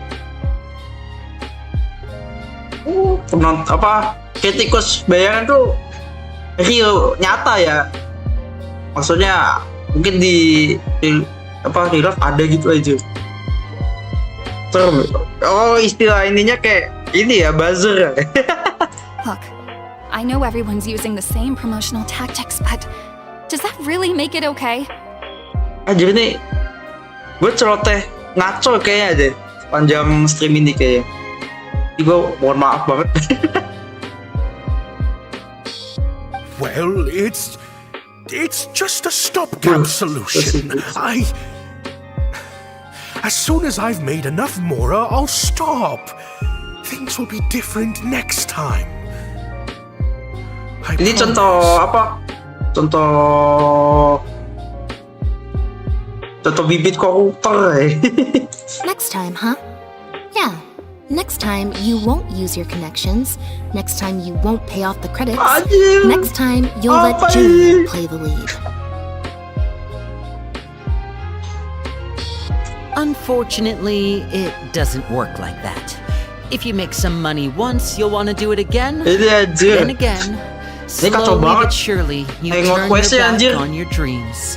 Begitu Anda dapat uang, Anda akan lakukan lagi dengan cara-cara lama begitu terus sampai impian Anda udah kena sini anjir. Apa ini anjir? Banjir fakta.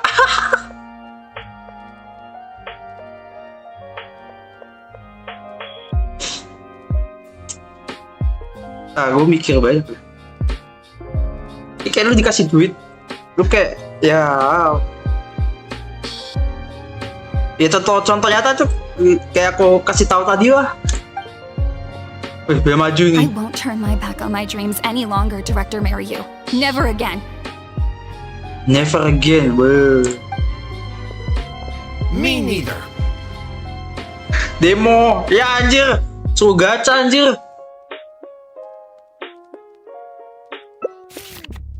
Anjir.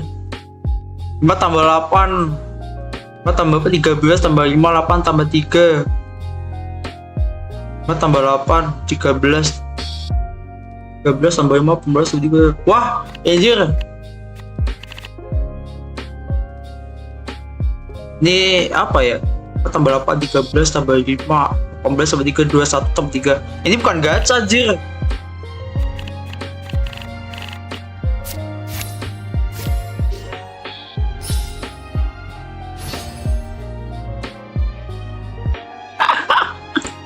I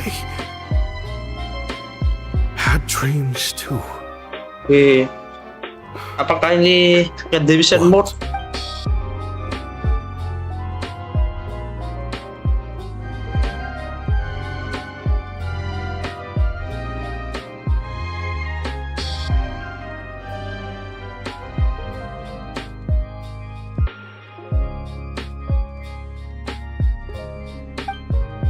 The plot here seems a little different from what the reviews said. The protagonist wanted to return to the stage, so the puppets replaced all her parts with the latest ones available, built her a grand opera house, and summoned a huge audience. And in the end, she forgot herself amidst the applause and cheers of her fellow puppets. Hey, no spoilers! Huh? Wait, hang on, that's not even what's happening. The set has changed back to the one from the first act. Oh, Archons, please let this work out. No need to be so nervous, Director Maryu. We only told you Lynette would be quitting the show to get you to make a decision. We wanted you to believe that this show would have to end after today, no matter what you decided. But in truth, I believe that if we choose our words carefully, there's no reason we can't get Maloney to come around and keep the show going. Anjir, kayaknya begitu jaga hubungan baik-baik ya. You really thought this plan through. But I'm not upset about what you've done. What's worrying me now isn't how Maloney will react or whether the show will get cancelled. It's the audience.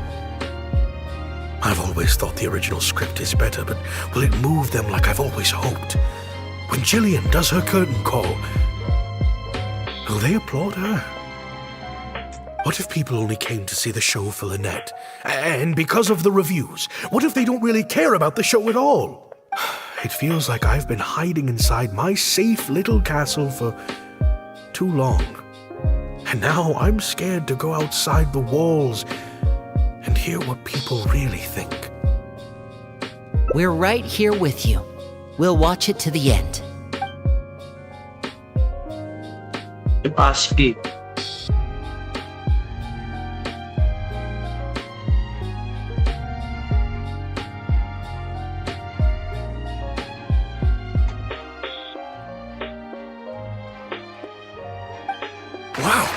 Okay, this ending is much better. I love how they brought back the set from Act 1 and gave it a whole new meaning. What a fantastic twist.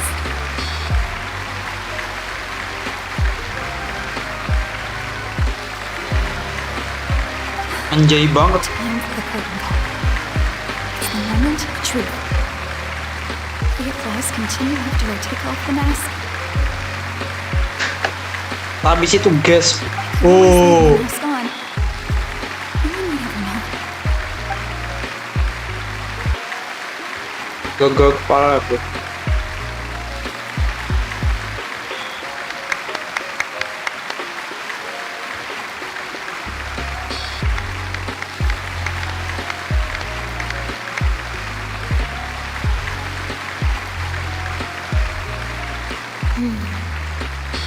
This is what fame looks like when it's truly deserved.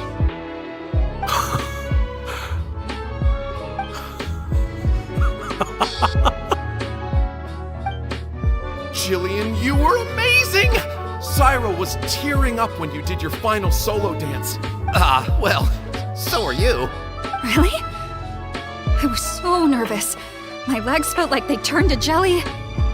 What looked like an actor unsteady on her feet was in fact a poignant expression of the protagonist's frailty in her last moments. Hey, Mariam! What the heck was that? Why wasn't Lynette playing the lead? Ayo. Our articles are already going to press. You better have a good explanation for this. It was my... Hey now, it was all of our... Hold on. The decision was mine, Oh, anjir. and mine alone. They had nothing to do with it. If you have any concerns, gentlemen, then please direct them to me. Ubah jadi redemption arc. Marry you? So it was you?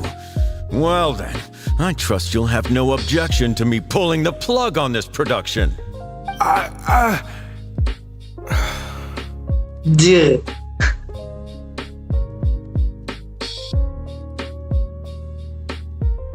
Director Mariu, Mr. Maloney, what on earth is going on? Why was Lynette not in the lead role? Adegan kelima. Jadi nanya ininya tuh aja. Actingnya bisa banget ya. It took a lot of convincing for me for her to accept the role, and I had to turn down some big work opportunities to come and watch her performance today. You have some explaining to Wih do. aja. Jadi di atas-atasan ada atasan lagi aja. Lenny, it was all his idea. Marry you. Explain yourself. Wait! Lenny, as a matter of fact, this was a piece of performance art. In this play, the masks and costumes serve to obscure the differences between characters, and by extension, the difference between human and machine. We took that idea to the next level with an actor swap, blurring the lines between one performer and the next. So it's in service of the ambitious artistic goals. What? It's similar to deceiving the audience in a magic show. We employed this technique as a means of breaking the fourth wall. Oh, dimensi keempat tuh bahasa Inggrisnya breaking the fourth wall. It allows the audience to more intuitively understand the cognitive dissonance felt by the protagonist as a machine trying to reconcile the notion of her humanity. The audience's experience mirrors the protagonist's own confusion and becomes part of the artistic performance itself. Hold up. What is this nonsense? Oh, I see. Well, bravo, Director Mariu. You even had me fooled. That's probably more because you just don't really understand avant-garde art very well, Lenny. Avant-garde. Maybe so, maybe so. Well, perhaps it went over my head, but I'm sure our experts here saw the whole thing coming a mile away. Duh. You must have worked it out by the end of the first half, surely. Mr. Amory, I just heard that you managed to write your review after just the first 2 acts. Pihak itu bisa membantu saudara membangun ekspektasi penonton tanpa kejutan. Yes, you're right. Director Mariyu and I are old friends. You should have said something. Then I could have played along even better. Yes, well, to deceive the audience, you must first deceive your closest companions. I have to give credit to Lynette and her experience in performing magic. That's what inspired me to take my art to the next level. You mean your show was partly inspired by Lynette's background in magic? Well, in that case, I'll have to plug it to everyone I know. Unfortunately, I think Mr. Maloney is going to cancel the show. Cancel the show? Mr. Maloney, is this true? While I accept that deceiving the audience in the manner you did certainly has artistic merit, this is not a magic show, and we don't want our audience demanding their money back. A very valid criticism, and one that I humbly accept.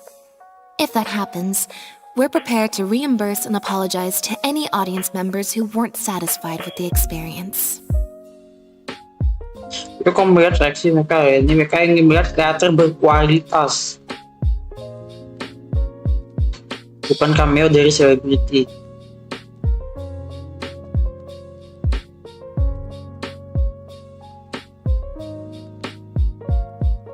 Plus, it looks like Jillian is better than me at delivering the excellence people want to see.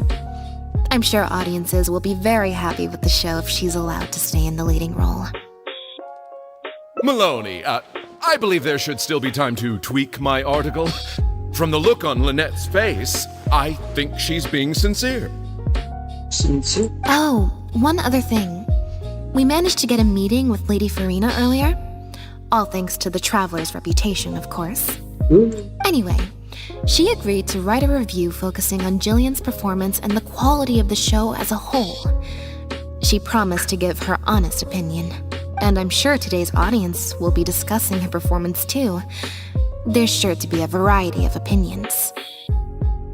Oh, I mean, art at its finest, clearly. But I'll have to give it some thought before I decide exactly what to write.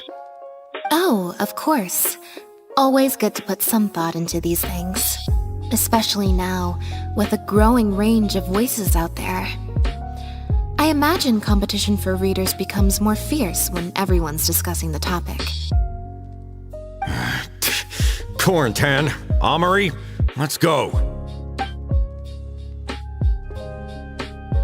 Kedua kritikus bawaannya ini pamit.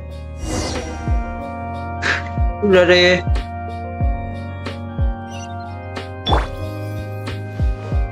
Do you think this move needs jazzing up a little?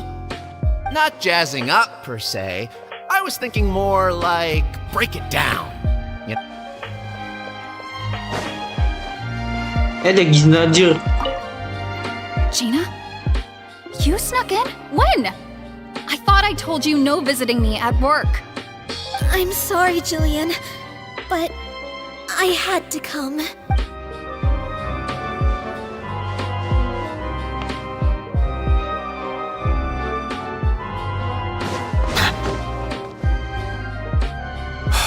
Thank you both so much. Without the two of you, who knows how much further down that cynical path I would have gone. Jangan korupsi. I always told myself that once I'd made enough Mora, I'd get back to doing what I loved. But somewhere along the way, I started to lose sight of what that was. Just like those critics with their dishonest reviews, I became all about the trappings of success, at the expense of the art itself. You're right. Yes, I'm a very lucky man. Anyway, enough about my problems. What are we going to do about the threat letter that Lynette received?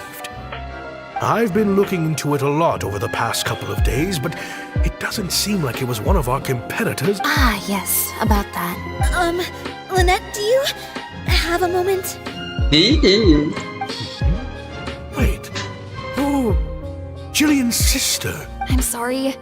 Gina insisted on coming to see Lynette. Lynette, I'm sorry! Yeah. Gini ya. emot minta maaf.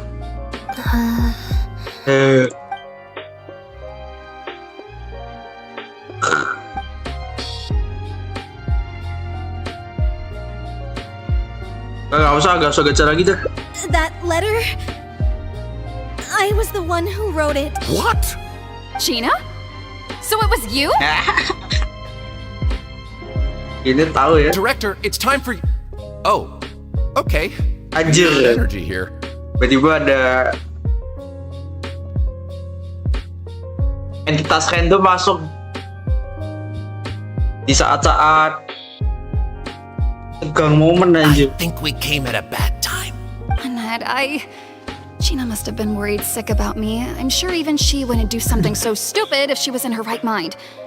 I'm so sorry. I promise I'll make it up to you somehow. Jillian, no! This is completely my fault, and I'm the one who should have to bear the consequences. Well, since I haven't actually suffered any losses, seeking redress could be difficult. Maybe we could just let this one slide? Really? Are you sure? After all, Gina wouldn't be the first person to ever misjudge me. True. In any case, I think we can all agree it was a misunderstanding and nothing more. No need to overcomplicate Kalau things. nggak usah ini lah, nggak usah panjang-panjang gitu lah. But still, I was wrong to write that letter. I should own up to my actions. Make it up to you in some way. Lihat deh, Trevor mau ngomong apa? Maksa banget ya anak, emangnya lagi lucu ya usia segini. If that's what you really want, then how about helping out backstage? Dia usia bocil kan. Usia apa? PMS anjir. Backstage? The crew could always use an extra hand. Plus, it'll give your older sister a chance to keep an eye on you and stop you getting into any more trouble. Thank you, Lynette.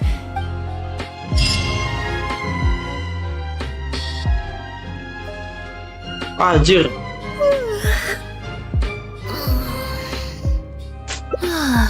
Is it?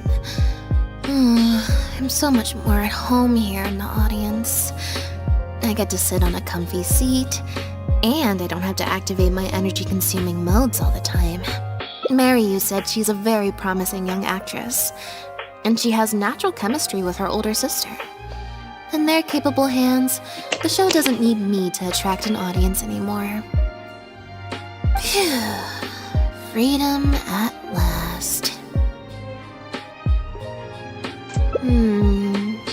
Fame Jadi is terkenal more tuh trouble repot, than it's weh, worth. ada benernya. I'd rather leave that side of things to my brother and the others. Gue suka kata orang lain saja. I'm happiest when I get to sit in a quiet place, watch them do their thing, and cheer them on. Yep, exactly like I'm doing now. Ref. Enggak, udah. Isi ulang energi. Bejir.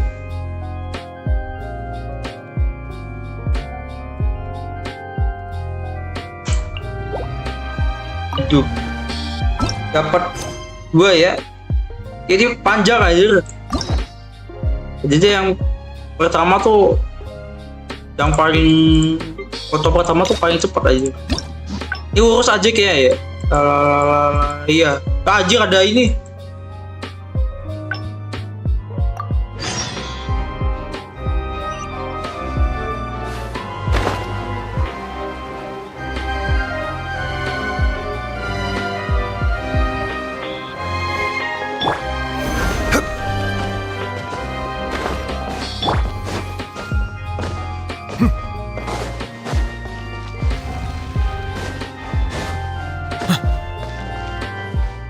Oh, kita sampai sini.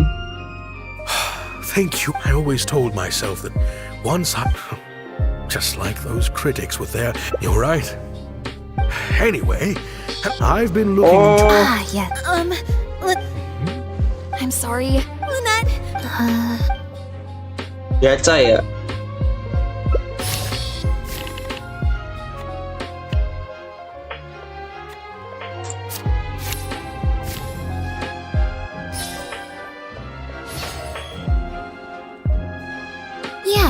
Me neither.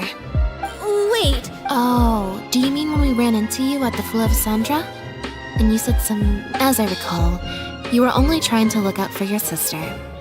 It was just a few words spoken in anger. Oh, Oh. I see. Well, it sounds like Gina knows what she did was wrong. Owning up to your mistakes and committing to do better in the future is what counts. I understand that feeling of wanting to stand up for your family when they're being mistreated. But next time, maybe consider a different tactic?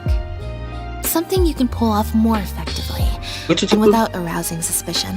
Got it. Thank you, Lynette. Why do I feel like I'm missing something here? Hey, here you are. I was wondering where you'd all run off to. Great! Everyone's in one place. That makes this... What do you think? It's group photo time! We have to commemorate the debut of the Lost Puppet Director's Edition. Anjir, ini Okay, everyone, foto we yang all have bagus. pretty awkward smiles on our faces in the photo from Hotel de Boer. Oh, am I really not allowed to force a smile? I'll try, I suppose. Lynette, Traveler, come on! You two should be right in the Di middle. tengah. 3, 2, 1, smile!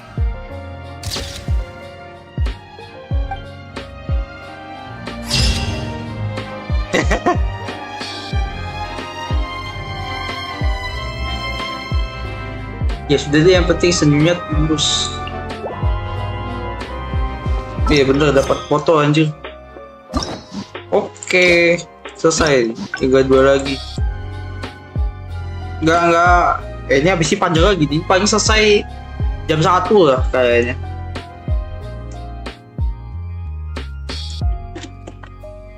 Kucing yang terlupakan.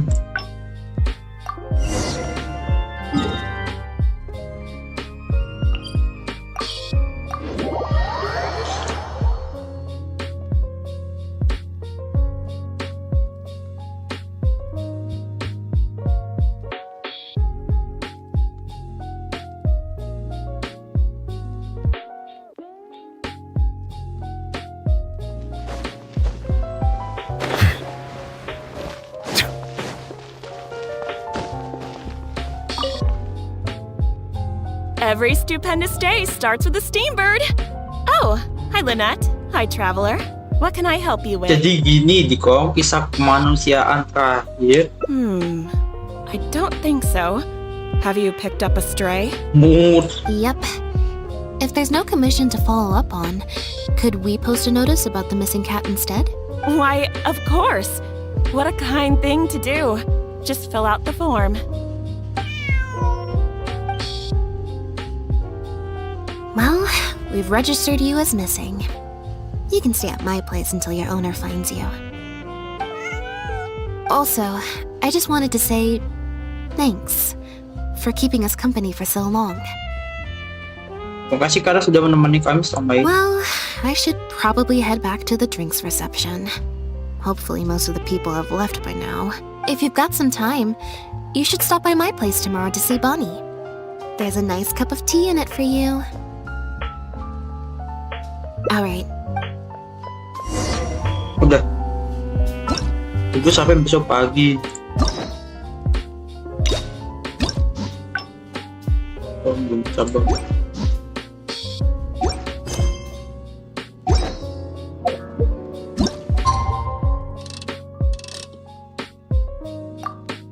Hai bang, aneh kembali, sama datang kembali bang Pakis. Bang Pakis apa? Gue kira bubar apanya? Streamnya belum, ini masih 2 ending lagi nih. Nah, habis 2 ending tak baru bubar beneran, oke.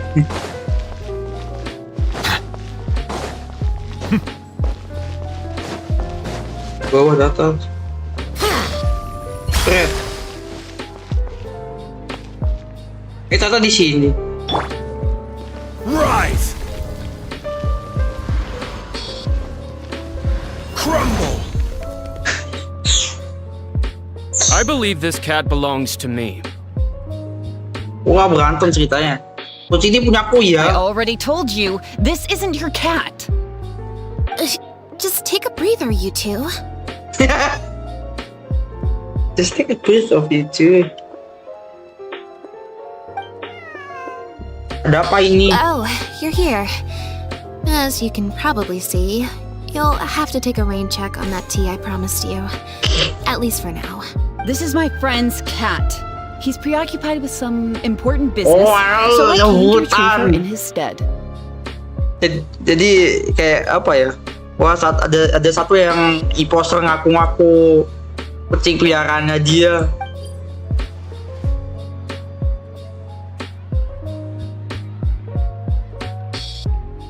No. It's far more likely this cat escaped from the Humane Society. Si Baizu karakternya, Baizu tuh tergantung sebenarnya. Dia bisa on field, bisa off field. Kayak kurang enak kalau pakai DPS on field seperti New Village. Maksudnya apa itu? Kayaknya kurang enak kalau pakai DPS on field seperti New Village. Maksudnya apa bang tuh?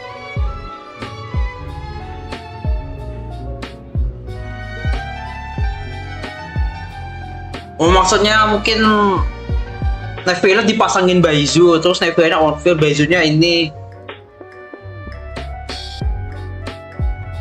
Terus ya pokoknya Neville pasangin sama Baizu, Baizunya off field kan, dia drop apply. Itu emang kurang sih.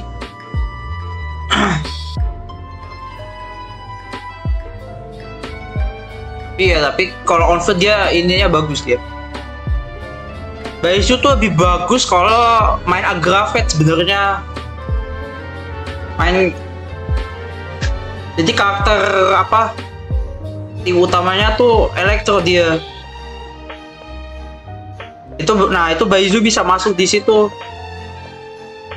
Jadi healer shielder. Karena aggravate kan nggak butuh banyak dendro application tuh. Iya.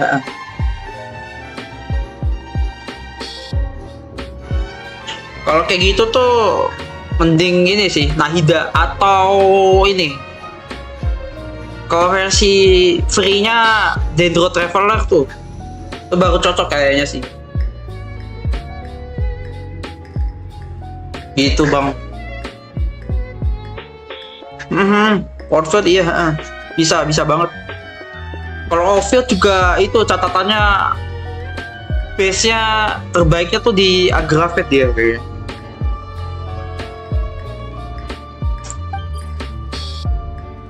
Tuh.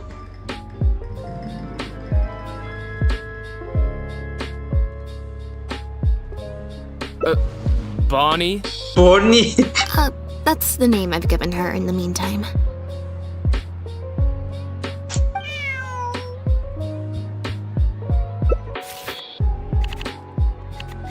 Weh, anjir, baca kartu lagi.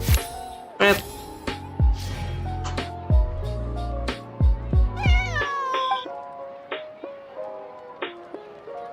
Well, this complicates things.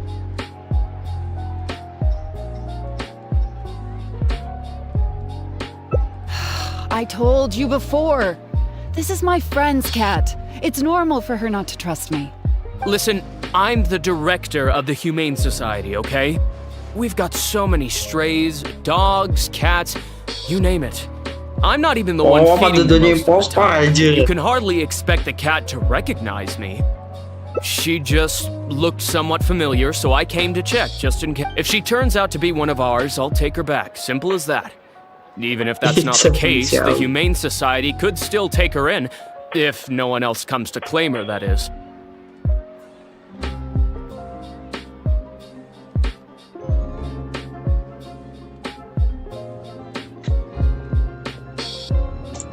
We're an organization that specializes in rescuing and sheltering stray animals.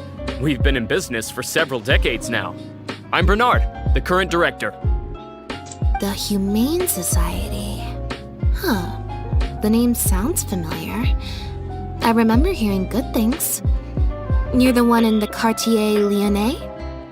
Quartier Lyonnais? Yes, that's the one. Anyway, if it's not too much trouble, could I possibly take a closer look at the cat? If it turns out I really am mistaken, I suppose that means the cat belongs to this lady here. She would be the only remaining option after— It belongs to my friend.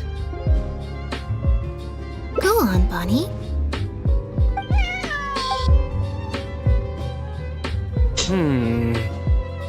Oh, nope.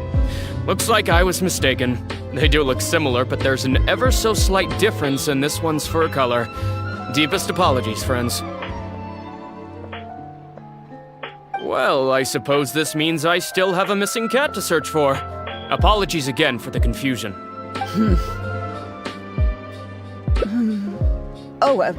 Yes, exactly. Wait a second. You lied earlier, didn't you? Dia langsung ke poin aja. Lied? I'm afraid I don't know what you mean. A liar always has a tell. The look in their eyes, their Wah, breathing anjir. pattern, the way they Dia hold tahu. themselves. The things that can give you away are often more numerous than you would think. What are you talking about? The way I see it, you're conflating baseless conjecture with fact. Normally, when someone is called out, their breathing speeds up as they begin to panic. But your breathing pattern Anjir hasn't nih, changed one apa bit. anjir? In fact, it's been strangely calm and measured this entire time. It stands to reason, then, that your agitated behavior earlier was all an act. If you're a bad guy, I'm sure you'll take off running the first chance you get. If you're a good guy, the most likely explanation is that you're a member of the Guards or some similar organization. And you're basing this off of? Intuition, nothing more. Intuisi, anjir. Intuition. Well, I have to hand it to you, Lynette. You're right. I'm a member of the Guards. The name's Elodie. I'm currently investigating a cross-border smuggling case. This cat here, Bonnie, what's her name? Well, her owner is one of the prime suspects of our investigation. Polisi nyamar. A couple of days ago, our suspect got wind that we were on his tail and fled. That's most likely how he got separated from the case. I just so happened to stumble upon your notice in the Steambird. So, I decided to see if he'd come back for her. But it looks like I overestimated him. The impact of this case has been huge. The Marechaussee Phantom, the Guards, and the Special Patrol have all launched investigations. If there was even the slightest chance that he would show himself, I had to follow up on the lead. A new kind of illegal drug, imitation synth. Wah, anjir. Imitation synth. We confiscated all the synth on the market, but addiction isn't something that goes away overnight. Even without substances on the market, people are still looking for a way to get their next fix. Dia bahasanya sakau ya. And criminals are all too eager to capitalize on that addiction. That was the impetus for imitation synth. Imitation Needless synth. to say, a small-scale market opened up Wah, very anjir. quickly. Penyebaran obat-obat terlarang. Kalau sudah berhenti tuh sebenarnya tidak berhenti, dia malah nambah cabang baru ya. After the original synth debacle, we put several measures into place to prevent similar incidents from occurring. The perpetrators got smart, though, and shifted their sales overseas before those measures could kick in. That's when the imitation synth smuggling began. We only recently got word of the presence of imitation synth overseas. We managed to track down evidence of some early transactions. What we were able to find out, however, hasn't proven that useful given the amount of time that has passed. The Marechaussee Phantom launched an investigation to track down every person in Fontaine capable of producing a drug like that. Tunggu tinggal dulu, udah malam bang. That's Betul how sama we ended up kontennya, on this makasih one. besarnya. Oke bang Faiz, makasih kembali bang. Ya semoga beruntung lah bajunya sih. Sama ya next time mampir-mampir lagi bang ya. Thank you loh bang. Makasih kembali. He's a researcher at the Fontaine Research Institute. His name is Pierre. Pierre Lefebvre, to be exact. Lefebvre.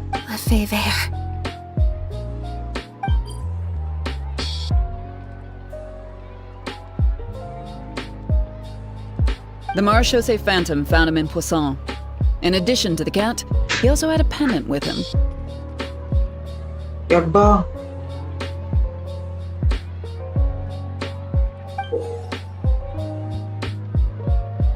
At first, there wasn't much cause for suspicion. A search of his house didn't reveal much to go off of either. The Marechaussee Phantom very nearly left it at that. It was only later that we realized the coat of arms on his pendant belonged to none other than the Lefebvre family, one of the most infamous aristocratic families in Fontaine. Ya namanya terkenal jelek sekali. Obviously, this discovery prompted a further investigation into Pierre. At that point, however, we discovered that he'd already fled. Now the guards and the special patrol are all searching for him.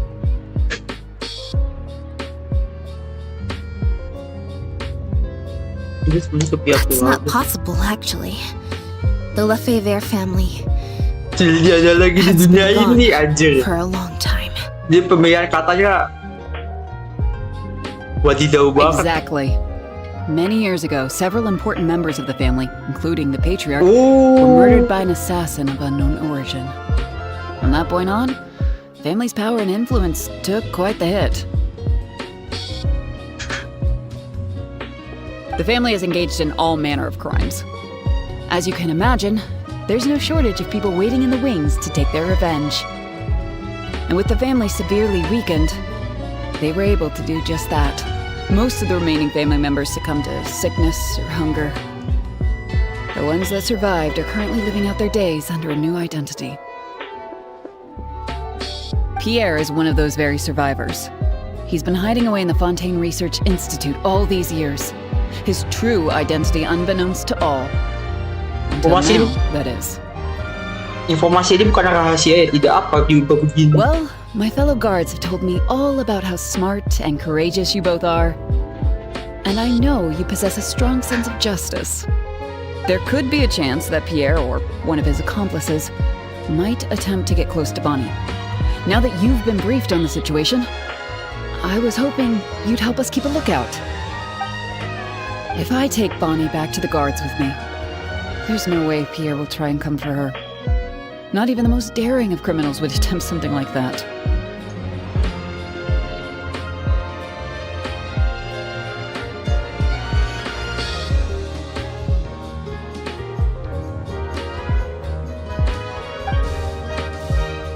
I have to admit, I'm not holding out too much hope that Pierre will come back for her. But if there's even the slightest chance, then it's worth a shot. Well, I've got some other leads to follow up on. If Pierre does appear, please contact me right away. Tapi masalahnya Pierre itu siapa, anjir?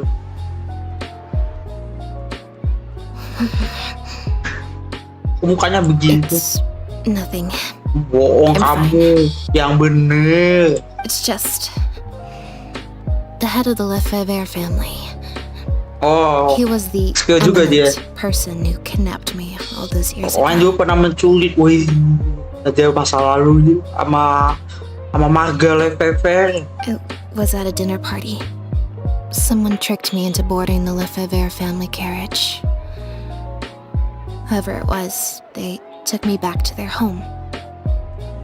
Nana, kamu mau ini permen? Sini naik mobil.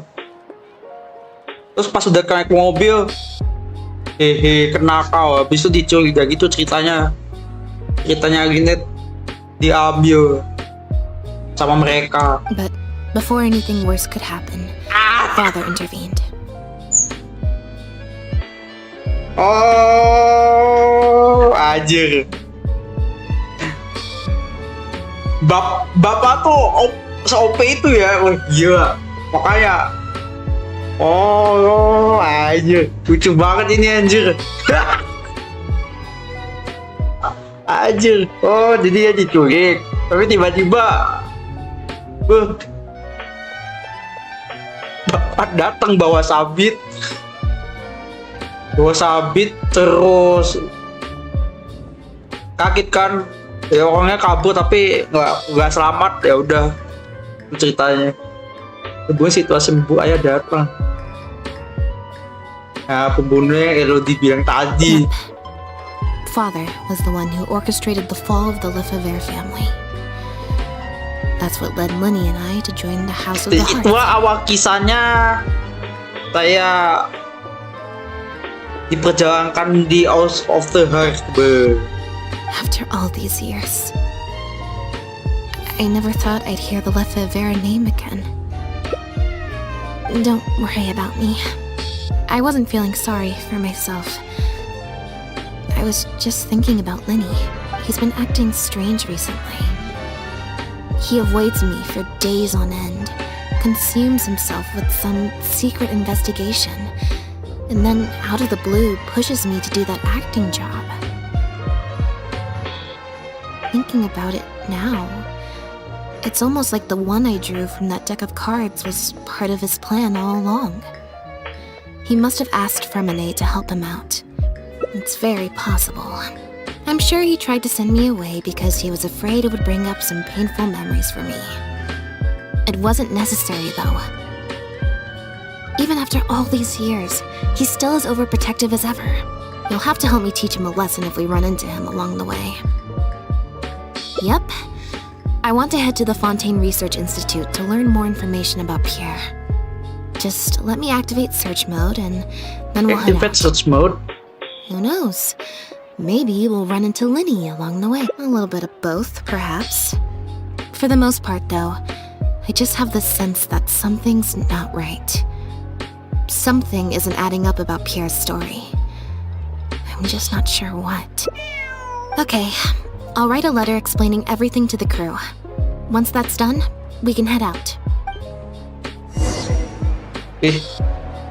Wih, pergi ke New Fontaine Research Institute.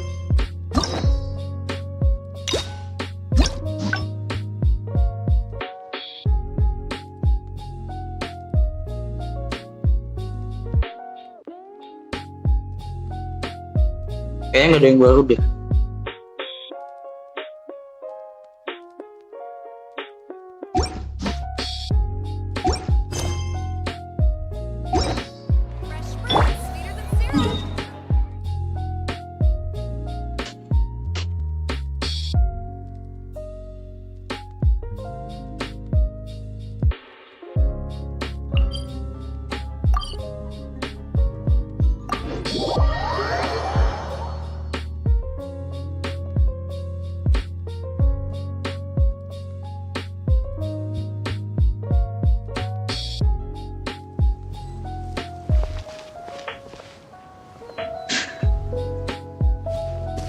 Lihat guys, itu siapa guys? 2 orang.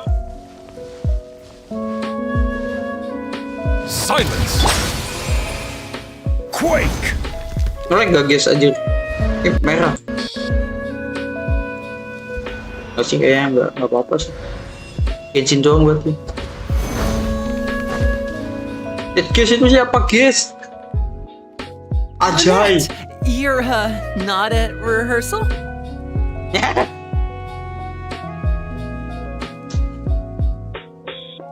You can drop the act, brother. In fact, I don't think either of us will have a need for acting anytime soon. You should know better than to try and keep something from me. You've never been able to do that, even when we were kids. Ayo.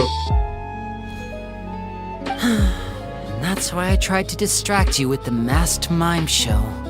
But I guess you're just too good. Care to introduce us to your new assistant? New assistant? This is Officer Shovras, captain of the Special Security and Surveillance Patrol. You may have met her already. Ketemu lagi, Nice to see you. Anjir, kapan kan anjir? Gue belum dapet. I should clarify something. Mr. Lenny's here at my invitation, not the other way around. To borrow your expression, Miss Lynette, I suppose that would make him my assistant more than anything. Kebalik ya bang. We've brought on Mr. Lenny as a consultant in the past. He was instrumental in helping us crack a case involving a perpetrator who used magic tricks to commit crimes. I was hoping he'd be able to provide some valuable insight this time around as well. Kamu gimana jika kasus Lefebvre? So you've heard everything then? That's exactly why we're here. There's always been questions surrounding the fall of the Lefebvre family. Some people even believe the House of the Hearth was involved. Whoever was behind it all was extremely cautious. They didn't leave a shred of evidence. This very fact, however, leads me to believe it was indeed the work of that harbinger. I took a look at the entrance and exit records of all the carriages that night. Let's just say it wasn't hard to deduce that there's ill will between you two. Don't worry, I don't have any evidence to that effect, and I certainly don't plan on going to bat for such a despicable family. Plus, you were victims back then. I sought Mr. Linney's help with the smuggling case. Nothing more. Hanya gitu ya, kamu mau kerja sama dengan Rules of the Earth. The way I look at it, it's a collaboration between us as people, not the organizations we represent. Besides, by working together, we can expose the truth as quickly as possible. You can hardly say that's at odds with the justice my organization strives for. Ekstranya saya. Not at all. I was planning to invite you from the very beginning, Miss Lynette. It's just that my assistant here raised some objections. Yeah. Good check. Linny, I'm not the same person I was back then. That little girl who did nothing but cower in the corner in fear, she doesn't need saving anymore. Ya, kita kuat saya Adit, tapi Adit tidak selamanya kecil, iyalah. I'm sorry, Lynette. You're right. I let my concerns get the better of me. Oh, and the next time you want to distract me, you should try a different approach. Who's this? You pick up a stray while I was gone? Dia bilang lagi dia. It's a bit complicated. I'll explain later. Anyway, her name's Bonnie. The name's Bonnie. Well, if there are no objections, then I suppose the only thing left to say is, Lynette, Traveler, welcome to the team. Welcome to the team. It appears the Lefebvre family was very particular in their use of insignias and emblems. The family would use different emblems to mark differences in status, blood relation, and the like. In fact, the insignia that was discovered on the pendant was used to represent an illegitimate child. Anak haram. Oh, istilah anak haram itu emang istilah umum ya kalau untuk menyebutkan anak yang lahir hasil iwa nikah atau kalau apa ya zina gitu ya. It's highly likely. That very status might have been what allowed him to emerge from the fall of his family relatively unscathed. It would also explain why he was able to assume a new identity as a researcher with relative ease. We discovered something interesting, though. After talking to some of his co-workers, it appears he pretty much works at the Institute in name only. He's practically been cast out. Apparently, Pierre was once addicted to synth. He tried to use the resources at the Institute to create a substance with a similar effect. He claimed it was just for research purposes, but the Institute revoked his access to the relevant materials regardless.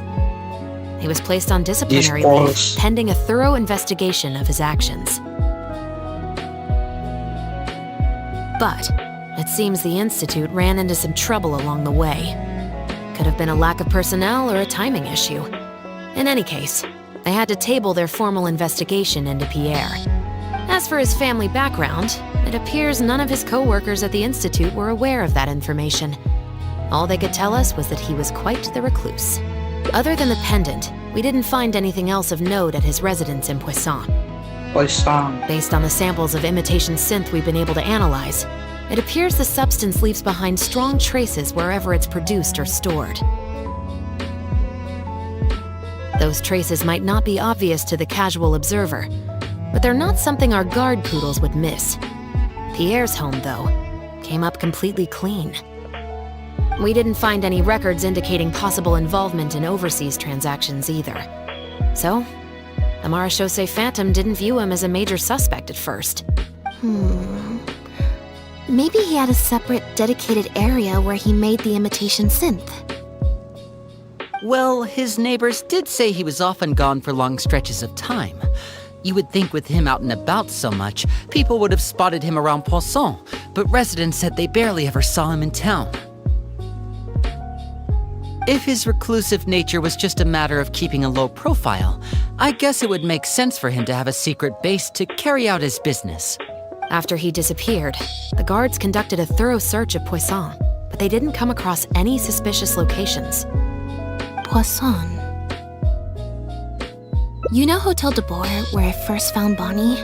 To get there from Poisson, you have to cross a stretch of ocean, wander off on its own.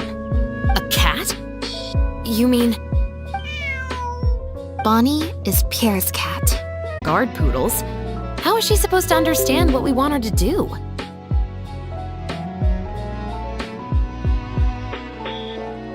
Aja kuning cuy.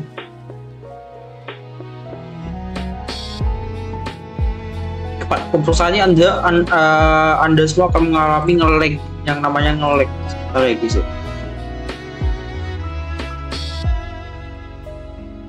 Terus sekarang aman lagi.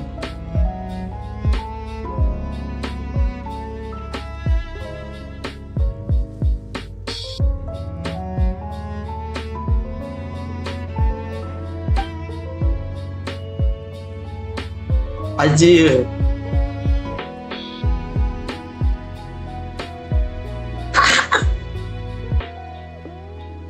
Aku boleh coba aja.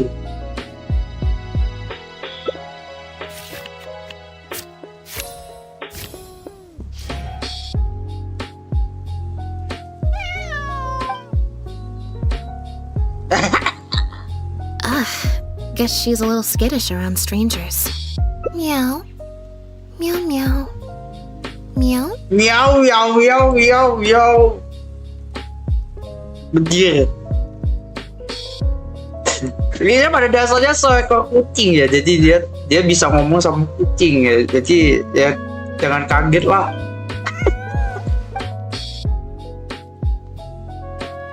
Biarkan ekor. Near the coast. Anjir, beneran tahu dia. Beneath the cliffs. The place we're looking for is most likely north of the Court of Fontaine.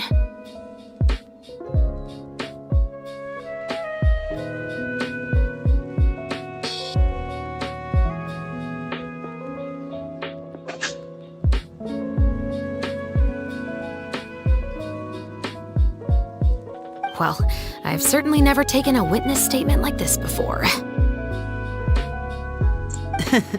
Well, if it works out, maybe it's something worth getting used to.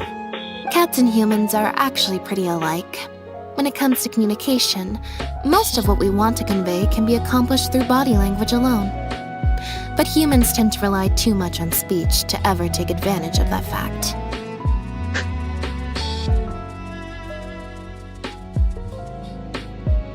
Of course, body language has its limitations. You're not going to be able to get across anything too complicated. The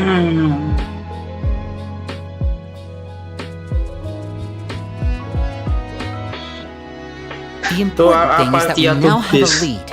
Let's try and find a place that matches the clues Bonnie gave us.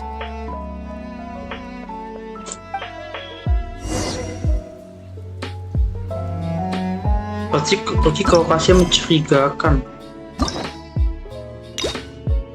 Aku nggak ada cabang baru.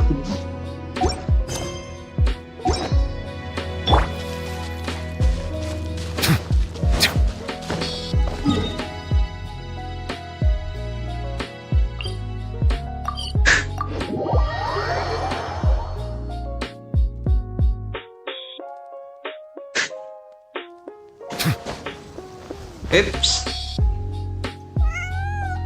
Seems like Bonnie is trying to take us somewhere. Kecil, kita selalu ngikut.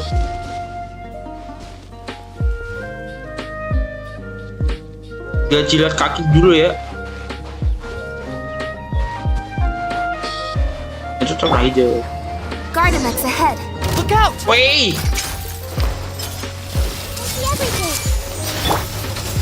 Solidify! Illusion shattered! Now you shall perish! Oh, you shall perish.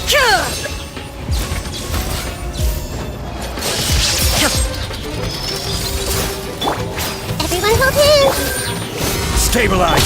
Settle down!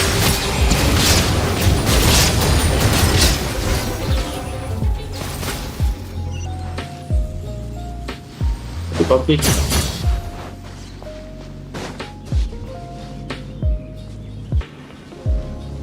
Udah kucingnya sampai situ doang. Itu pabrik apa? Tenda. Wow, Lynette, you found this place so easily. If I thought there was any chance you'd say yes, I'd recruit you into the special patrol here in... Sounds familiar. I pretty much receive letters daily from people trying to poach her from me.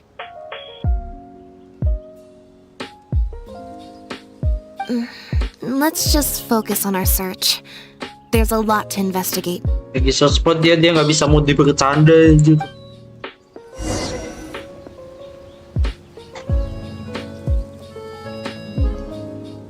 Periksa pot dulu. Oh, ini lagi ngobrol. Pot referensi sini. Aha! Just as we thought. This is where the imitation synth was being made. Looks like he's got more than just imitation synths stashed around here. In addition to the raw materials needed to synthesize the substance itself, there's a large quantity of cleaning agents and a few drugs I haven't been able to identify. These cleaning agents are likely used to dispel traces of the substance, like its smell. The Special Patrol did some digging into imitation synth. Our records indicate that it's very difficult for ordinary people to detect traces left behind by the stuff. I'm sure that was the case for Pierre as well.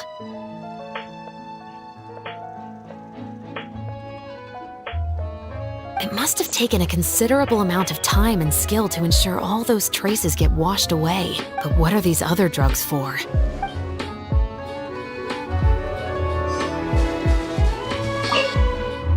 The material these bags are made of, it's quite... It's the very same, actually. Romaritime flower fiber. But there's something special about the composition of these bags. I took a closer look, and it appears they're not only waterproof, but also corrosion and leak resistant. Corrosion and leak resistant. Even the strings look specially designed to keep the bags closed nice and tight. I came across some bags made of the same material just now, but they were much smaller and thinner. From the look of them, they seemed far less durable as well. Masih nge-lag ya? Nggak jelas banget.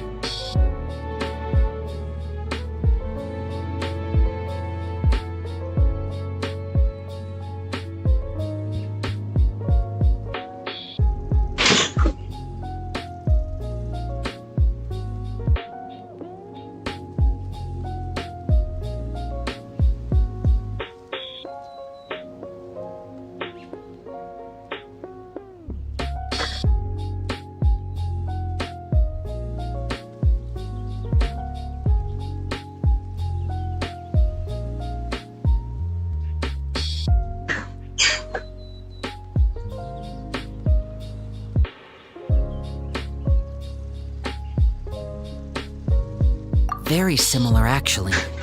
Normally, it would be easy for a guard poodle to sniff out the imitation synth, but if it was sealed away in a bag like that, it might be possible to elude detection for some time. But what could these big bags be for then? If the goal is to keep the imitation synth hidden and sealed away, these bags seem a bit too conspicuous.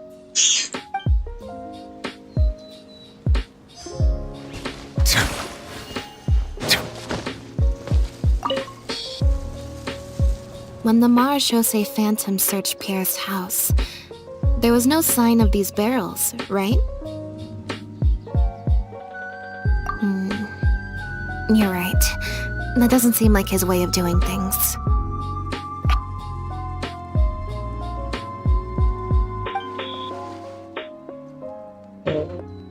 Habis nyimeng ini anjir.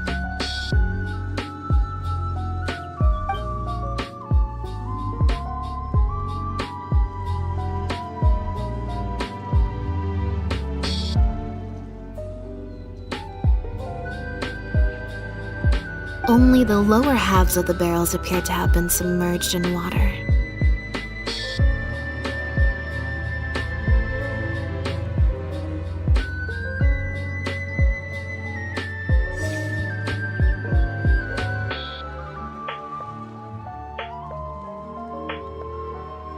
Malek ya, anjir.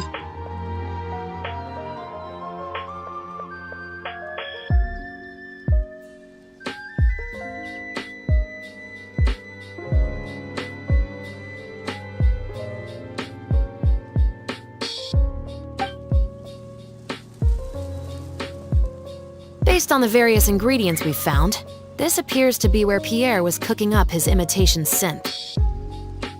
Ganti provider dulu kali ya.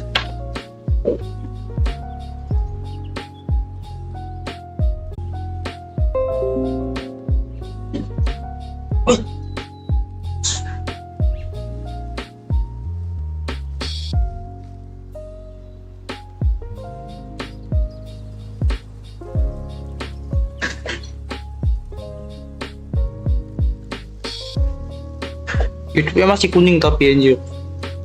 It looks like he used a special cleaning agent to get rid of any residual traces of the substance on his person before he left. That's how he was able to get past the guard poodles. Deteksi anjing pelacak.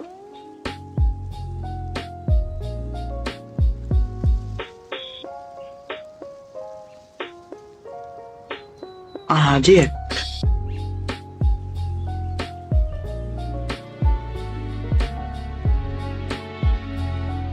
So then he transferred the imitation synth into small sealed bags and took it somewhere else for the drop-off.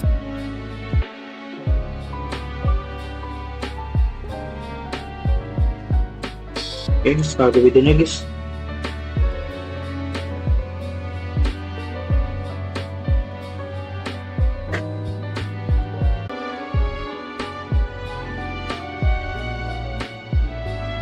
Saya harus menurunkan atau terlalu bitrate sih. Aman ya. No. I don't believe our suspect is the kind of person who'd go around carrying incriminating evidence with him. That would potentially create too many eyewitnesses. The cleaning agent and the sealed bags might get past the guard poodles. But if a member of the public or even a guard on patrol happened to see him during the drop-off, a quick search would reveal everything.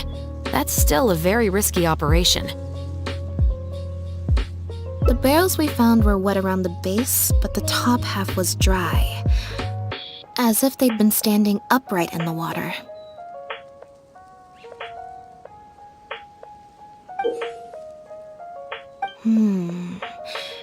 If you put a barrel in the water, it will normally float on its side, unless it's heavily loaded, in which case it'll sink.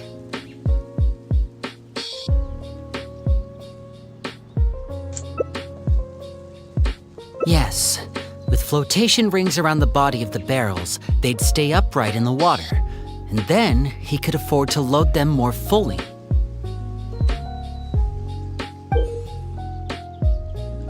You think he used floating barrels? I suppose if he acted at night, when there are very few other boats around and visibility is low, it's a valid theory. We can't rule it out. But then, wouldn't the barrels be carried off by the waves or the currents? How would the person doing the pickup know where to look? Traveler, can you come take a dip in the sea with me? I have a feeling that somewhere down there, we might find some rope. If a rope can be used to keep a pet from running away, then why not a barrel?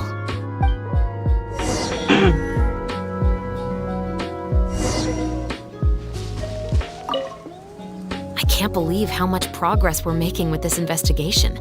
Without your help, getting this far would have taken me an awful lot of time, and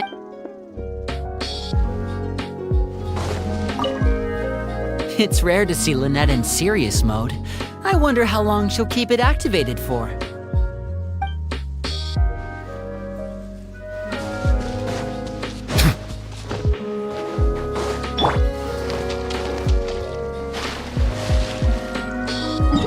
Aduh, salah pencet.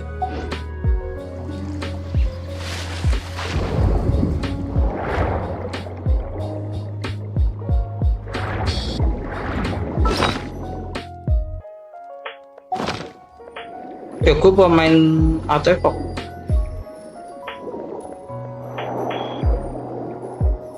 The wreckage of a small boat?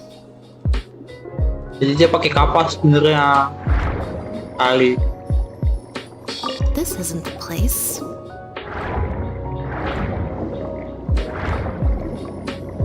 This isn't the place.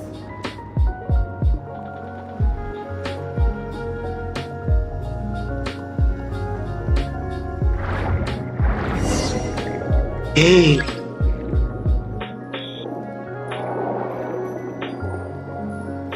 Got it.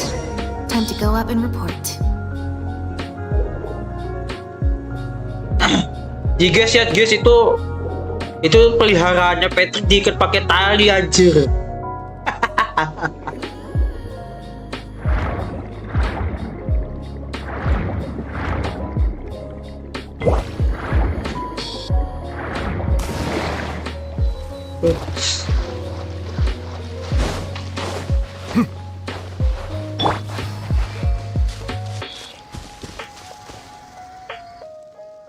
As expected, we found a few pieces of rope and some anchoring stones underwater. If you attach them to a floating barrel, it would look like this. Anjir, cerdas. With this anchoring system, it would be possible to use floating barrels for the drop-off. You would just need to drop them in the water at the agreed-upon location. We also came across the wreckage of a small boat. It must have been left out on the water and capsized due to the force of the wind and waves. Its small size, however, would have made it perfect for staying undetected. Let's talk this through. Based on the evidence we've collected, it seems like Pierre would row a small boat out to the agreed-upon transfer point, drop off the barrels, leave, and then row back and retrieve them after the transfer was complete. Pikirnya boleh juga ya, bukan juga dia bertemu di lokasi naik kapal masing-masing transaksi. It could be that he was trying to avoid meeting up with his associate face to face. As one of the sole survivors of the Lefebvre family, maybe he was just used to that sort of elusive lifestyle. It seems like Pierre deliberately chose the floating barrel method so that the goods could be dropped off and picked up at separate times. That way, the two parties wouldn't have to meet each other. Well, if that's the case, they must not have a very close working relationship. Let's not jump to any conclusions just yet. Assumptions can be detrimental to solving a case. It's possible they were just trying to keep a low profile.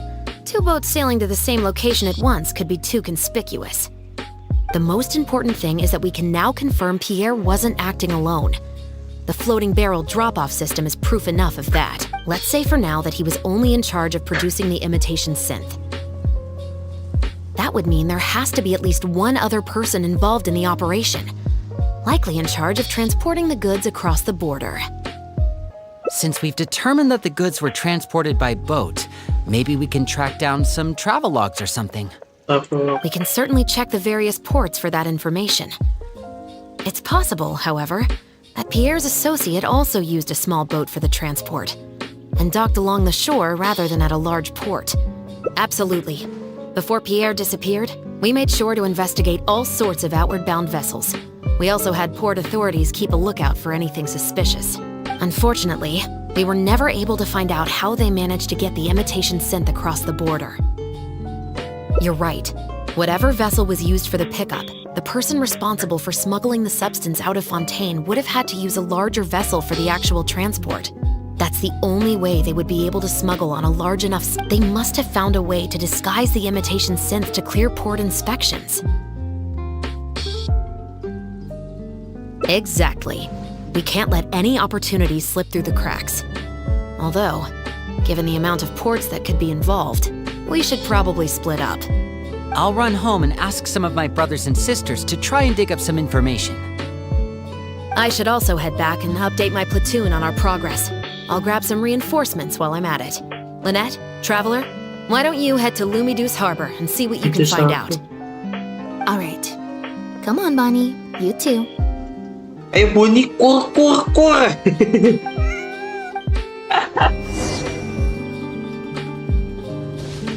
Itu Lumideus Harbor yang baru tuh.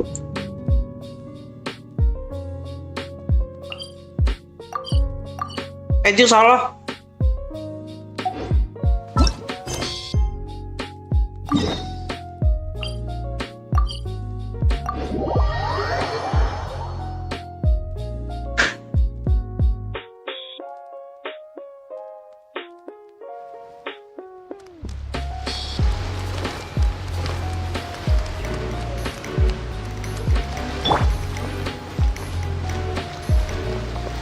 Gardi Chore. Right! Oh, Lynette, traveler. And Bonnie too. What brings you all here? Loh, ini orang yang waktu itu tanyain Bonnie anjir. Did something happen?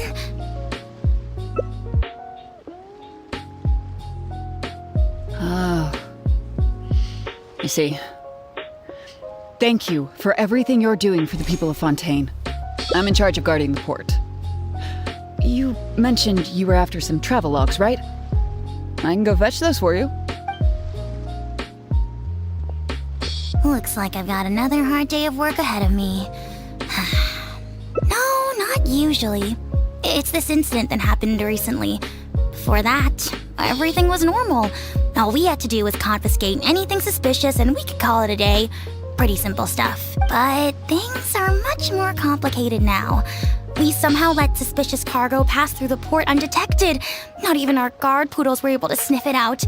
Even worse, we still don't know how the perpetrator was able to conceal the goods so well. By suspicious cargo, do you mean imitation synth? Yep. However, prohibited substances are just one example. We confiscate all sorts of contraband during the course of our inspections. Or at least, we're supposed to. So what happens to the goods you confiscate? Oh, we keep them in a storage locker. If they turn out to be something particularly dubious, we'll turn them over to the Maison Orderly. If the goods are only slightly suspicious but could otherwise be harmless, like raw materials that could potentially be used to create contraband, we return them to the ship they were confiscated from, instead of letting them pass through the port. Sorry for the wait. These are the travelogues for all the recent activity at the port.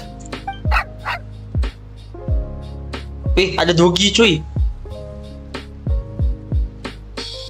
Ada kalbun. Buku. Oh, you brought Gerard with you. Gerard. Actually, he followed me here himself. It's like he smells something on me. Oh, lu bau ya?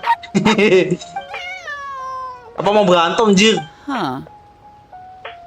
I wonder why Gerard is reacting to you two so strongly.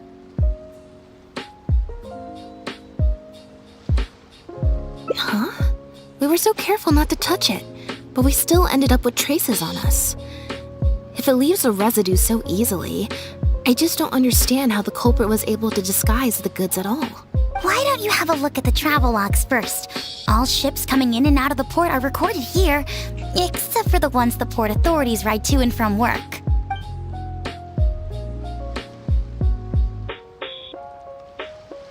Wayulu. The Humane Society. Their name is all over the exit logs. The purpose for leaving is always listed as overseas adoption. Ah, the director of the organization explained that actually. He said a lot of the cat and dog breeds unique to Fontaine are also very popular overseas. So his organization offers an overseas adoption program. Bernard, the director of the Humane Society, was the man who came looking for Bonnie earlier.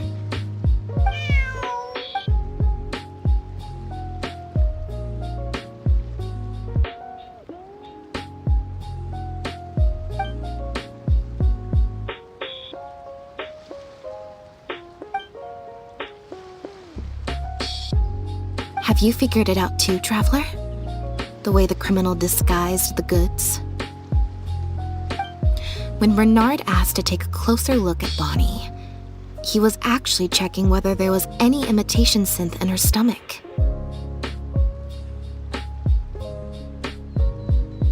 Dia menggunakan hewan jasa penyembuhan imitation synth. Woo. Wait, what? The sealed bags we found at the secret base. They were specially made to be corrosion resistant. Wah, anjir. Dicekokin gitu anjir. There were gaps around the lids of the barrels, and airbags were used to keep them upright in the water.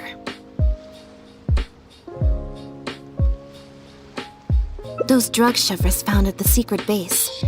She most likely didn't recognize them because they're not used on human beings. It's an anesthetic used on pets. The perpetrator must have given it to the animals.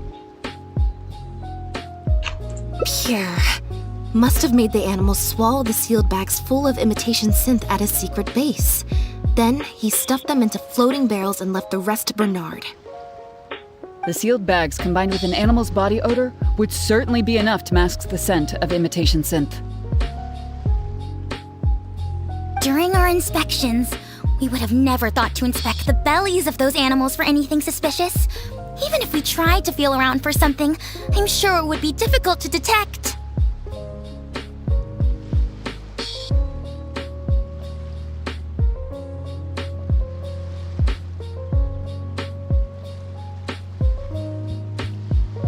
Exactly. I bet Bernard even transported animals with synth in their stomach alongside ones without. That way, it would be even harder to say with certainty that something was amiss. She's probably in the clear. Otherwise, Bernard would have never left without her. I'm guessing he didn't know whether Pierre had already hidden the next batch of imitation synth before he fled. Just imagine. He sees the notice we put in the Steambird, and it turns out that one of the very cats he gave to Pierre for the smuggling operation is out in the open, roaming the streets of Fontaine. Lebih cepat mampus gitu sebenarnya. If Pierre had already hidden the next batch of imitation synth, then Bonnie would practically be living proof of their crimes. He would have had no choice but to go after her. So, that's why he came to find you and insisted on taking a closer look at the cat. Wait a second, I'm a little lost here. I get the part about hiding the substance in the pets, but those, what did you call them again? Floating barrels? Why even put the animals in there in the first place? If you've got something as convenient as a floating barrel, why not just stuff it with the imitation synth directly? Why not wait to hide the stuff until after the exchange has been made? In order to make sure the animals could swallow the sealed bags, they made them extremely thin. Had they not done that, the animals would have likely bitten or chewed through them. That step would have required a lot of energy, as well as a certain amount of technical expertise, so it was better left to the more experienced Pierre. We've already proven how easy it is to pick up trace amounts of imitation synth, so I'm sure Bernard was taking all the precautions he could to avoid the same fate. Okay, then let's head to the Humane Society right away and bring that guy to justice. I'll bring a Gardamek to speed up the process. Langsung ulti kan anjir. Chouhei. Sorry, but I can't go with you. Surely you'll be able to handle him, what, between Elodie's Gardamek and all three of you?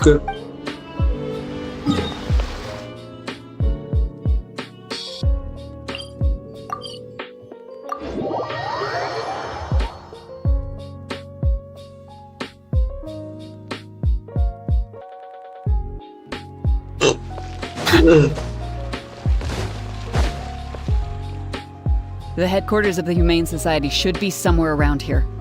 Bernard could show up any— You're the people from earlier. Wait, you're from the guards? Hello. Hello. After him! We can't let him get away! Ngejar cuy. Ya pakai ini aja.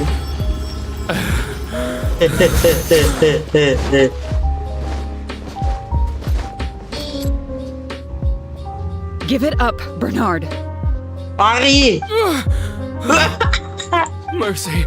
Have mercy. I'll talk. I'll tell you everything I know. The Humane Society has done so much good over the years, and yet you have committed such an atrocious deed in its name.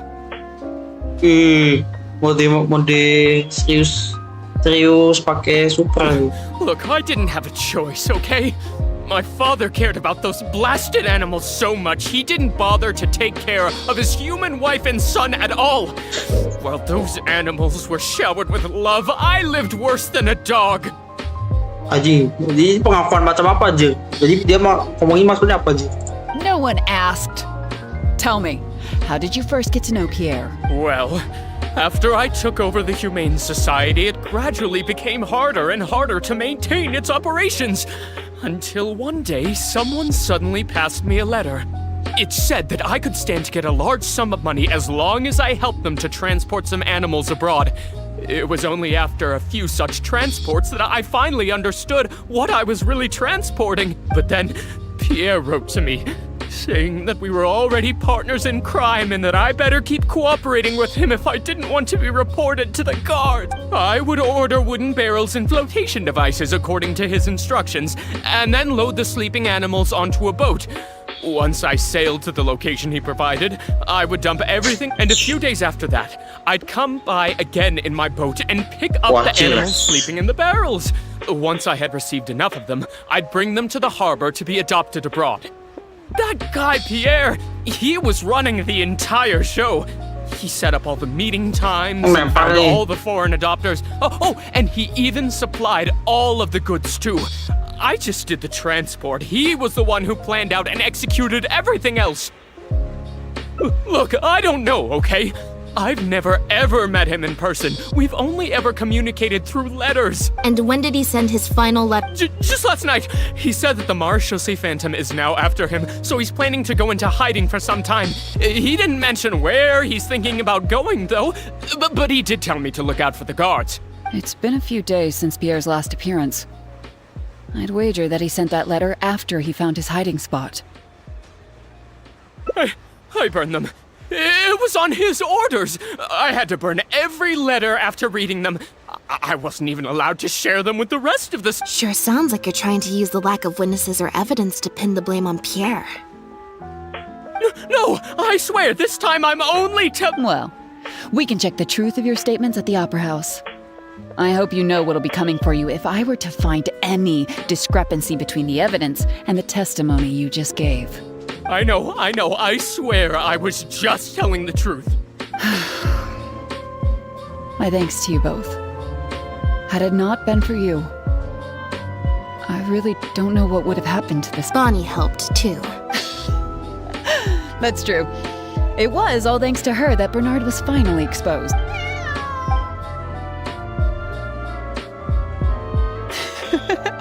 And it looks like she's grown quite fond of you two as well. Then I'll leave you be. Just let me know if you find any other new leads.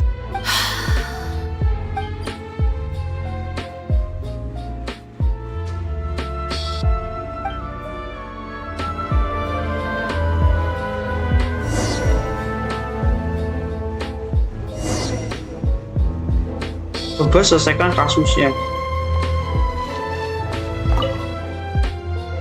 Now behave and follow me to the interrogation room. That hurt. Ow!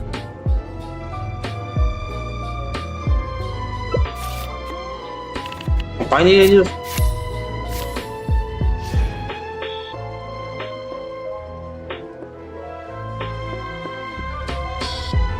Is everything... I still feel like the relationship between Pierre and Bernard is not as simple as it appears. Also, I've had this strange sense that something's off the entire time we've been on the case. Apa itu? No good. I've still got nothing, and I'm nearly out of energy. Alright, I'll stop thinking about it, for now. At the very least, we've made it so that no more animals will suffer like those poor animals did. And that's what Let's go to the Humane Society and see if there are any animals left that might still need our help. Before my energy for today completely... Energi ya? Wajir. Udah selesai deh.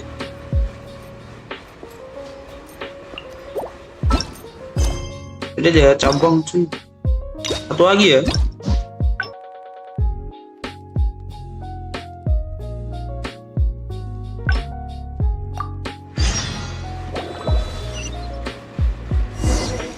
Wajir ini.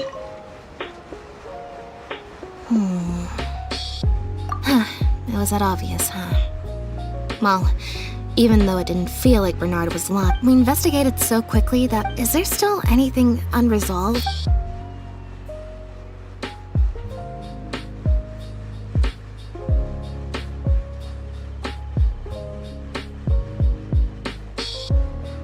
The Marechaussee Phantom found Bonnie and the Lefebvre pendant at Pierre's residence.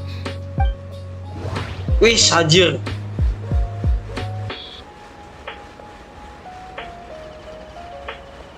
Kenapa Pierre jadi tersangka?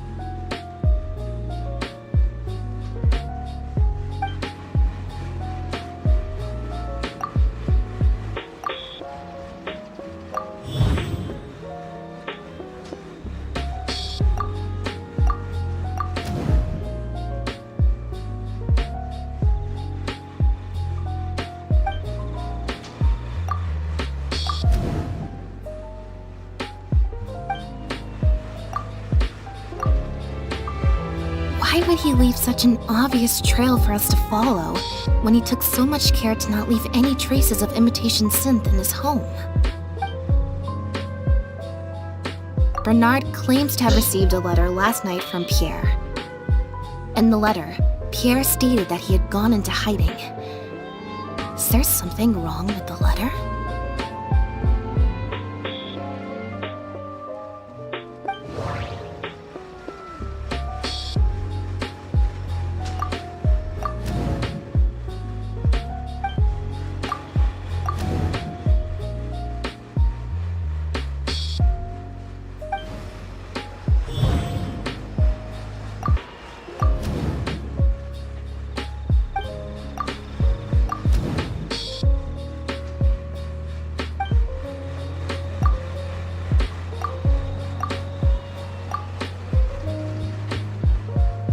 There's no need to rush. Let's see if we can find any other suspicious points about this. Well, we've discovered that Bernard is responsible for the trafficking, while Pierre deals with supplying the goods. Is there something else in this scheme that we're missing?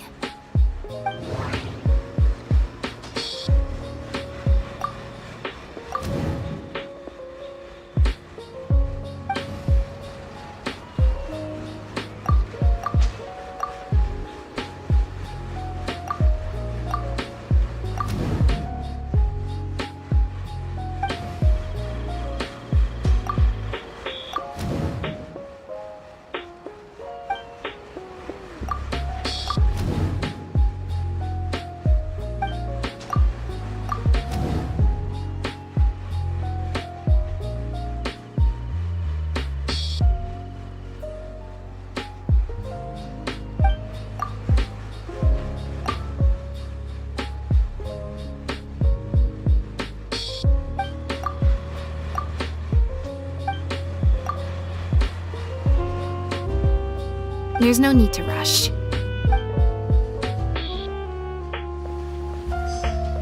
Oh, anjir.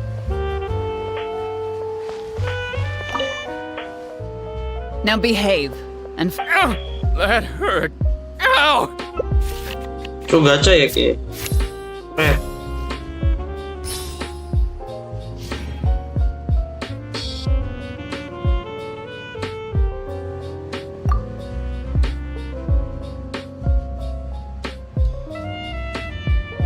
Itu ending yang sama. Wah, anjir. Terus gacha cuy. Gacanya repot lagi.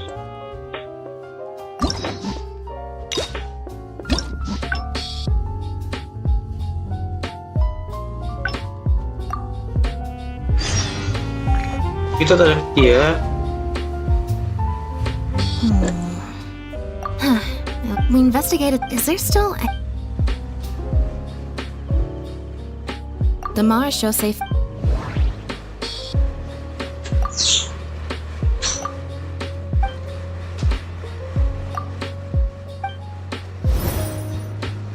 Lag ya kayaknya.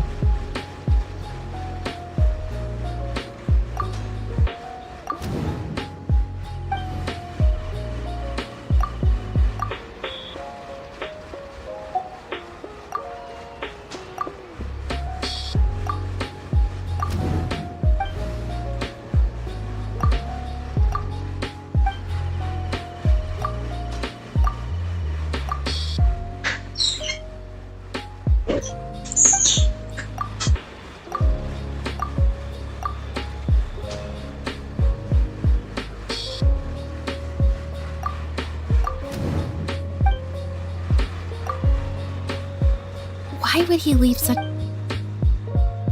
Bernard claims to have...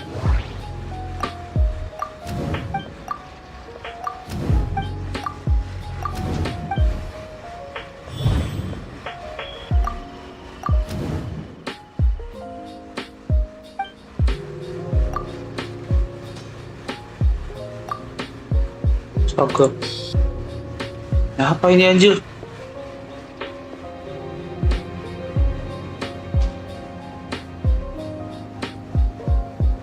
If Bonnie had imitation synth in her body, then she was a liability that had to be recovered at all costs. But if she wasn't carrying anything, then it would have made sense to tell Bernard not to worry.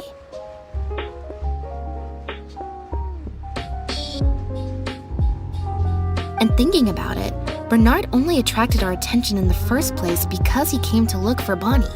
Could it be that the person who wrote the letter also knew nothing about Bonnie's whereabouts? Or they...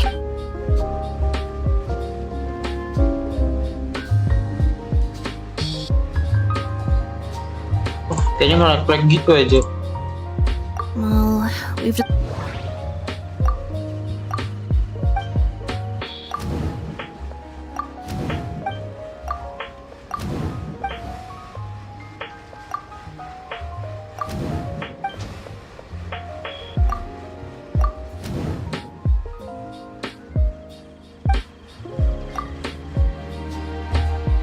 Salah There's no satunya. need to rush.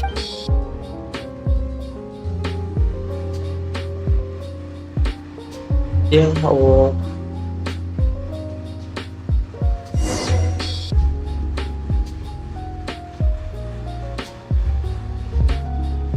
Muter tuh aja. Now behave. That hurt. Akhirnya. Ya, menang ya. Is there something else you need from me, traveler? Huh? I see. It all makes sense now. Hey, what are you talking about? Look, even our confessed criminal here has no idea what you're saying. Because he has been kept in the dark all along. And I assume it's the same with Pierre.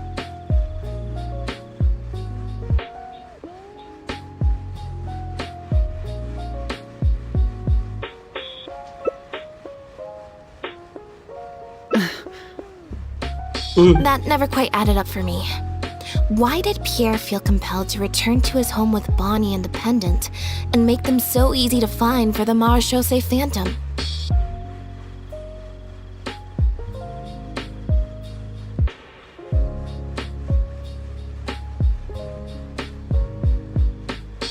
Oh, kita dapat good ending kayaknya. Both of these things are in stark contrast to his usual meticulous and vigilant behavior. There's only one reasonable explanation. He was following orders, just like Bernard. He probably received the following instructions right before the Phantom came knocking on his door. Bring the cat and the pendant, and our undercover agent will be sure to help you. Unbeknownst to him, however, the third person who wrote that letter to him had long decided to sacrifice him and Bernard to save themselves.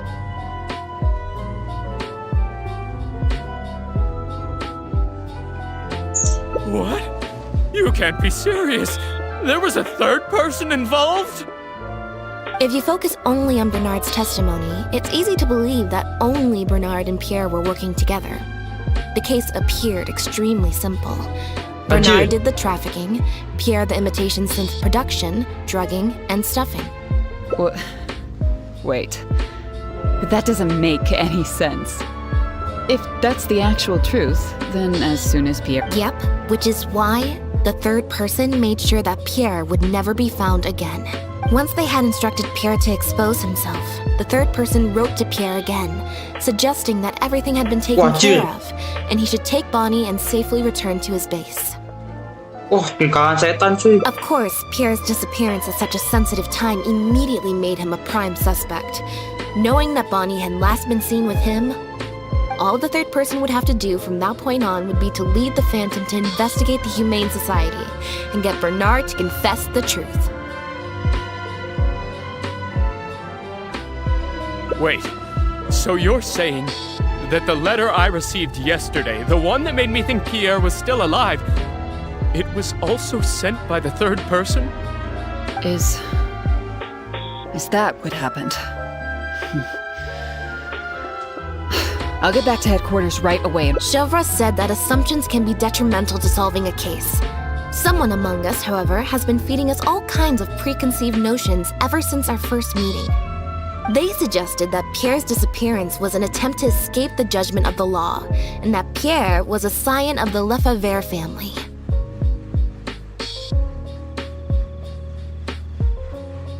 But if the disappearance is truly just a cover-up for a murder, then couldn't the true scion have been an illegitimate daughter, rather than an illegitimate son? Itu bukan saudara illegitimate. Huh?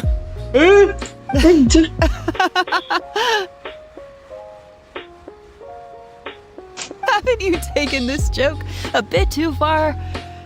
You're right. I did let a lot of assumptions get to my head when I first started to talk to you about the case. I'll make sure to correct my behavior. You deliberately fed us lies, but even you could not control every last detail of your plan. There was a flaw in your scheme, and something didn't quite go as planned. Getting the Marechaussee Phantom to notice Pierre was only the first part of your plan. Had they failed to take notice of the Humane Society, they could have cast a wider net. And you couldn't predict what they might possibly find if given enough time. This, of course, was the main weakness of your plan. As someone accustomed to acting from behind the scenes, you didn't want to take the risk of personally proposing a raid on the Humane Society. So, you thought about pulling a few more strings, so all the suspicion would point towards Bernard and his... Allah, apa ini aja? Ya, mati, Cok. Nauzubillah. Ada...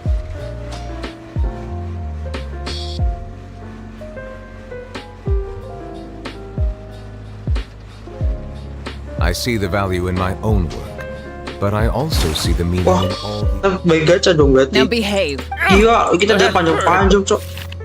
Ini ini ya. Gading. Tetap berhasil ini.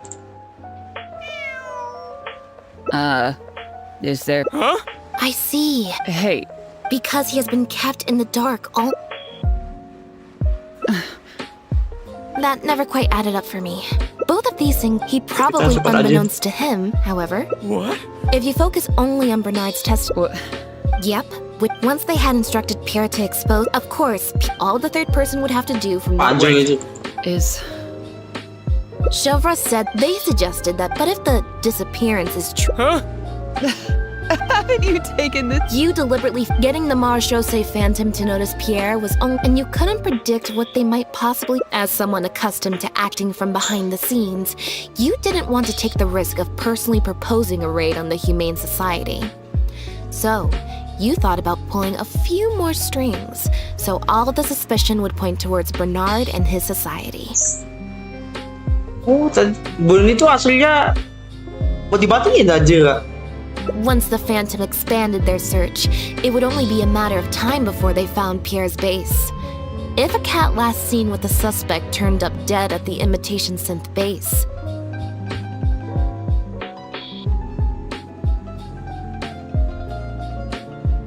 it wouldn't be long until the Phantom would figure out exactly how she had been mistreated and turn their eyes towards the one organization that has been sending boatloads of animals out of Fontaine.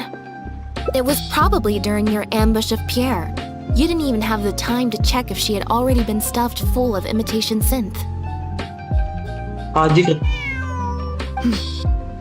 Still, you soon found another opportunity.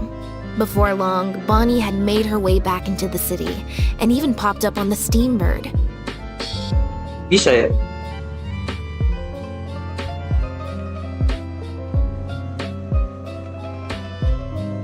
Like Bernard, you desperately wanted to confirm the contents of her stomach, so you hurried to find us. Unlike Bernard, however, you were hoping that Pierre did have the time to make her swallow a load of imitation synth. While investigating the suspect's cat, we unexpectedly discovered that the suspect has been smuggling imitation synth using living animals as intermediaries. That was your plan, in any case. With that, you'd have been able to lead the investigation towards the Humane Society. Bisa gitu aja. Bonnie had managed to escape before Pierre was able to stuff her full of imitation synth. That part of your plan could no longer be carried out. But as shrewd as you were, you came up with another plan right away. You manipulated the Traveler and I to help you identify Bernard as a key suspect.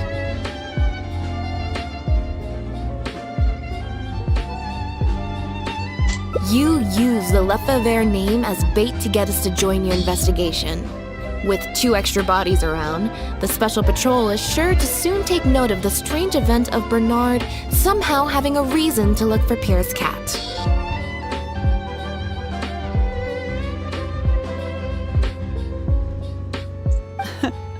So, what you're saying is, I went to all that trouble just for the chance that you might put forth the suggestion that would lead you down the wrong path.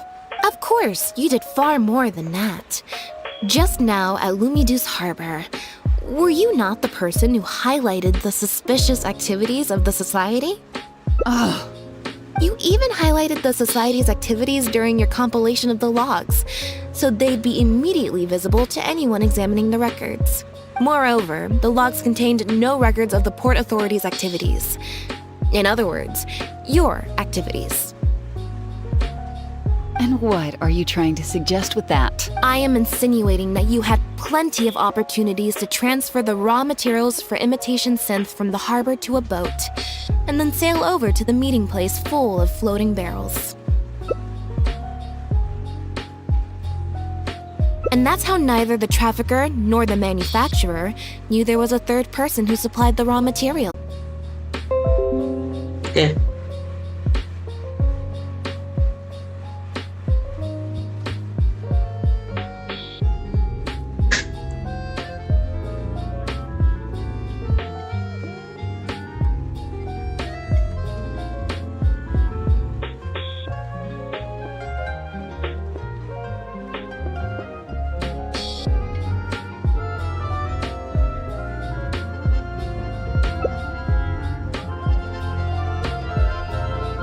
Pierre manufactured imitation synth using the raw materials you provided, stuffed the animals, and placed the animals back into the barrels.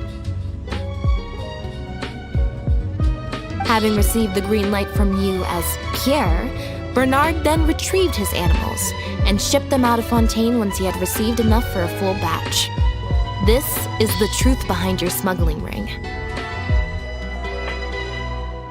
Masih penyelundupanmu.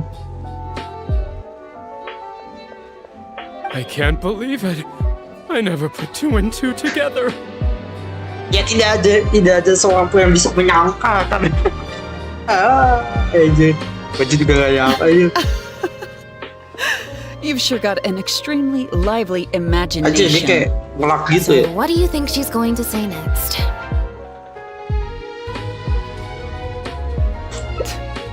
do you have any evidence? It appears that it's quite easy to predict what you'll think or say. Then if we apply that to this case, we can also think of a few places to look for incriminating evidence. You know very well that this case will not end until Pierre is found, so you will have him commit suicide out of fear and shame to end the investigation for good. That way, you can also pin the blame for the overseas smuggling activities, the theft of the harbor's confiscated raw materials, and even the Lefebvre name on him. After all, dead men tell no tales. Dead men tell no But you tales. still want it to appear as if he had sent that last letter to Bernard, so you have to make sure he cannot be found until after Bernard has confessed to the authorities. To do that, you either will hide his body until you've found an appropriate time to set up a fake suicide scene, or you'll dump it someplace where it'll be hard to determine the exact time of death. Submerged in water, for instance. The location would ideally allow you to keep the body hidden for some time while also letting you keep an eye on it.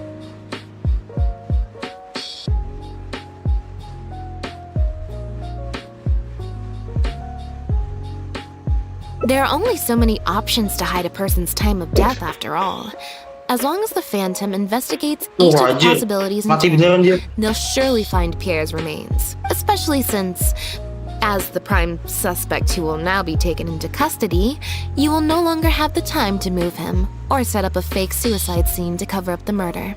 How absurd. And on what grounds will you order my arrest? Don't think for a second that your spouts of nonsense will amount to any kind of real argument. After all, I'm Elodie Lefebvre! Anjir, si dua musketer. Elodie, refer aja. As the captain of the Special Security and Surveillance Patrol, I hereby declare you as a suspect in the case. If you have any objections, you may raise them later during interrogation. Nakau. That's right. We received a message from Lumiduce Harbor that you were going to investigate the Humane Society. We didn't expect to run into you at such a critical moment. While at the harbor, we noticed something else extremely interesting. Apparently, you often used all kinds of excuses to swap your... And if one were to match the times of your shifts to the activities of the Humane Society and those of certain foreign ships, they'd find them to be an exact match. That's just a coincidence. Yes, I'm sure you have already thought of a dozen different ways to explain away the suspicious activities. But as far as evidence goes, that should be enough to warrant taking you into custody. Don't worry. If it turns out that the guards are still unable to find any evidence after all this, Lynette and I will do everything in our power to clear your name. Itu ketawa Villain. Although judging by her reaction, I assume no follow-up from us will be needed. The Lefebvres were infamous for using disguise and infiltration to achieve their goals. Who would have thought that they would have planted someone within the guards? Judging from the timeline, they likely arranged for you to enter the guards before the fall of the clan. But they probably didn't expect you to turn it to your advantage and use your job to save yourself during the purge. Not only that, but you actively participated in the interrogation, arrest, and judgment of the Lefebvres during their fall, thus clearing yourself of suspicion. You brutally and cruelly abandoned your allies as soon as they outlived their usefulness, just like a lizard cutting off its own tail in order to live. You've been doing this for years. So you played me like a fool after all? Weh.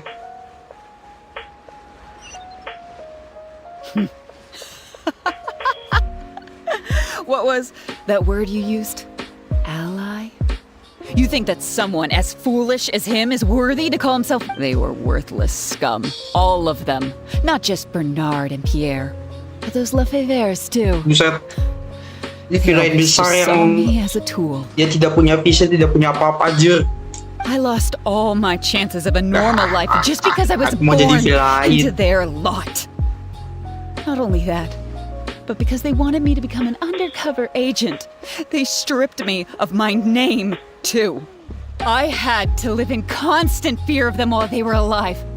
And even once they were gone, I had to Pilain yang continue pilain to banget. bury my heritage and my name. Always worrying that their enemies would come knocking at the door. Do you know anything about what I've been through over all these years? My life as the last Lefebvre? I don't, and neither do I care. Gak ada yang nanya juga. Are you for real? Aren't you a Lefebvre victim too? Elodie, you're the only one still living under the shadow of a name. That's enough. Keep your hands where I can see them and do not resist arrest. Yeah. If you have more to say, save it for the interrogation room. Ampun. Anjir. What a joke. What a joke! Hey! Apa itu anjir? Itu tombol pelepasan roket cuy. Don't! What's that? Know what this is? I've secretly planted loads of explosives in the Humane Society. Dan just mati. one step closer, and whether they're cats, dogs, or just Jujur, unlucky human employees.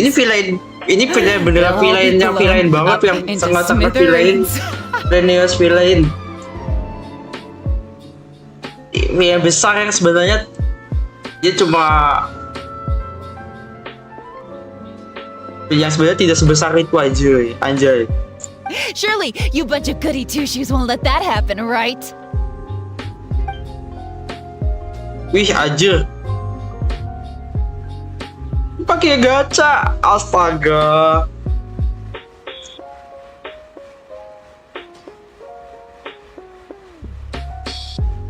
Kayak akal. Wah, sulit nih anjir. Red. Curang cuy.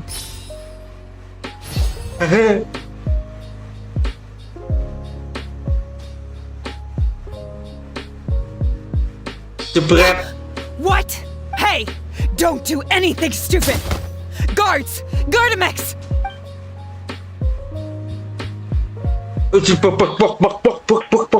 Mati dia. Tewas. Phew. So I was right after all. It's easier to deal with the person causing the problem than the problem itself. Emot bohongan. This is it. Looks like it's just a toy. Guess that's probably why she suddenly flipped and knocked out Bernard. She Ngantuknya probably knew that there were no konyol explosives at banget the society. anjay.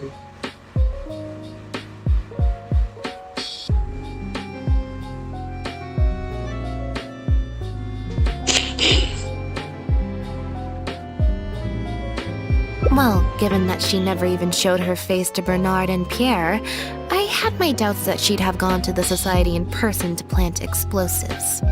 Thank you for your help, everyone.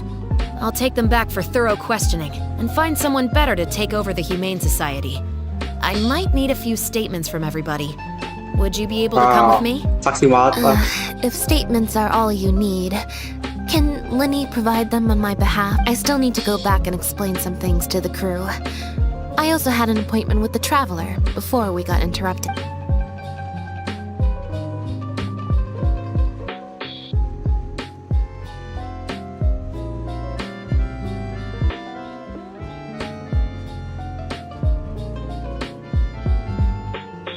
A lot has happened since then. I'm referring to when I invited you over for some tea and also to spend some time with Bonnie. Once I'm done talking with the troupe, I'll take Bonnie home and make a nice cup of tea. You'll be able to find us outside of my door. Red, selesai. Ah, belum coy. Ulang, oh iya. Ya wes oh. You can leave the rest of this to me. The other guards will be joining me shortly. Don't worry, The materials have many other regular uses outside of being used to make imitation synth, so they're not immediately subject to being confiscated or destroyed. The harbor would usually just seize them for some time while the customs paperwork is filled out and approved. If approved, they'd be let through, and if not, they'd be returned to sender. Elodie probably used her position to replace a portion of the shipment with something else before sending the whole shipment back to sender. Bener. Given that the foreign merchants who Sudah sent in the 1000 shipments jir. were probably working with her in the first place, they likely just never reported the difference in what they sent and what they received. We will, of course, continue to investigate the rest of the details of this case.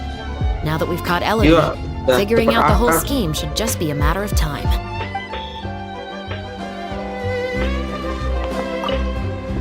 You must have spent a record-breaking amount of time in serious mode today. I can't remember the last time I've seen you like this.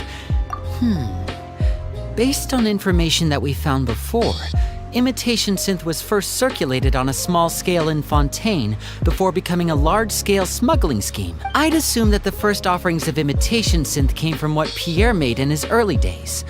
But since he was not experienced with running a clandestine operation, he was soon discovered by guard Elodie. Elodie saw the opportunity to make a great profit in his work, and perhaps even the chance of making a new life for herself, so she decided to cover his Anjir, tracks. hebat juga ya. She started writing to him in Bernard's name, using what evidence she had compiled and the promise of enormous profits to blackmail him into cooperating with her. Unfortunately for her, she ran into Lynette. Even though my sister doesn't like to focus too much on a regular day, serious mode Lynette is one of the most perceptive people I've ever known. Still, all of that thinking really saps her energy. I need to go give some statements on her behalf, so I'll leave the recharging to you. Anjir, bener-bener kayak robot yang kayak robot anjir. Penutupan, wah anjir.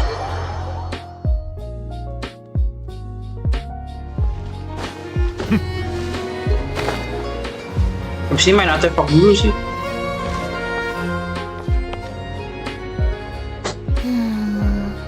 Black tea and a cute kitty. Truly the best combo for standby mode. Want some?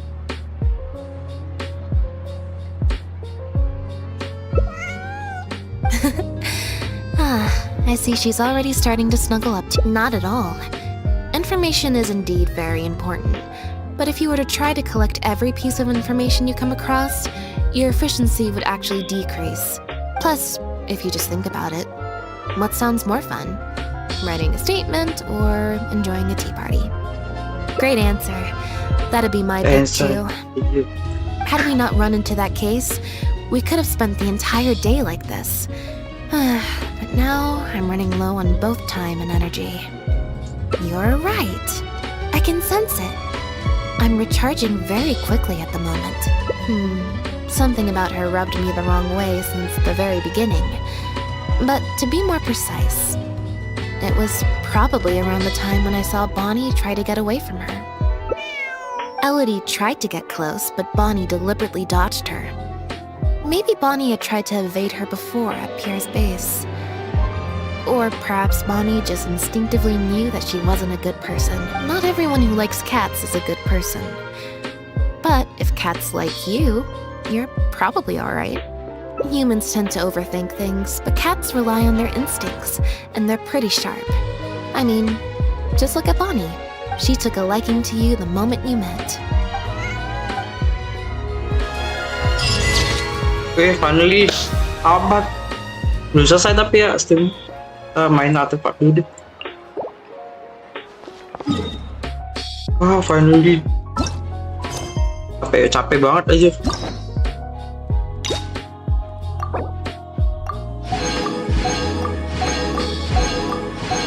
Oke guys, beres guys.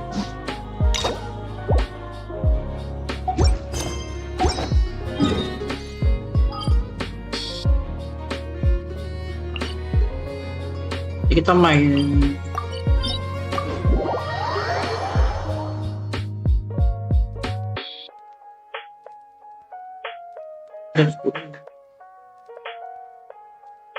Snow is in fact one of water's...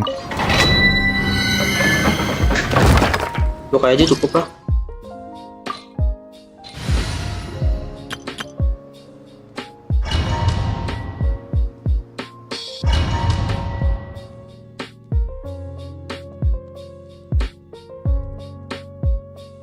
Dan penolongku tetap 0. Akhirnya yang gini ini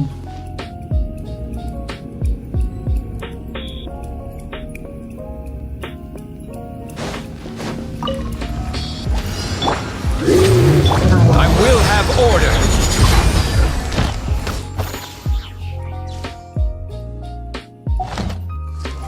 Solidify. Teamwork is dreamwork!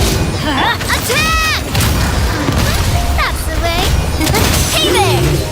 Umbrella warfare, I guess!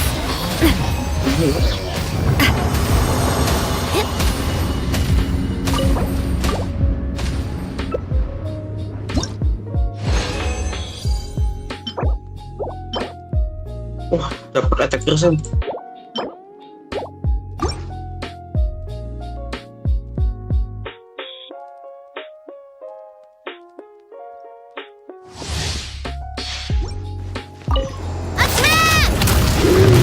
Order guide you. Gather. Go in! Let's light it up! Watch out! This one's got your name on it!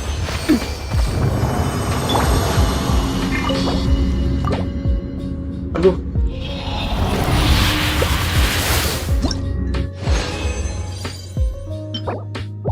Gak ada nih.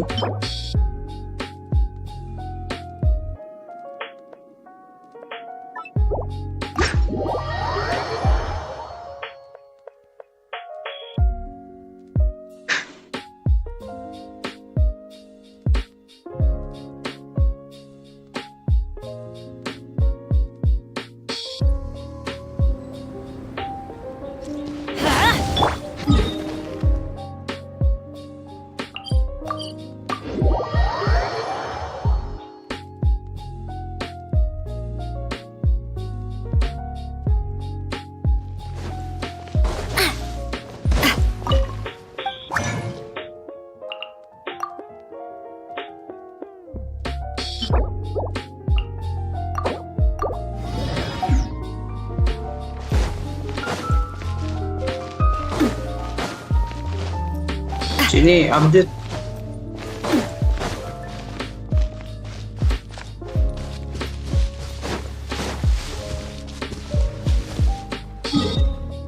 Apa lagi?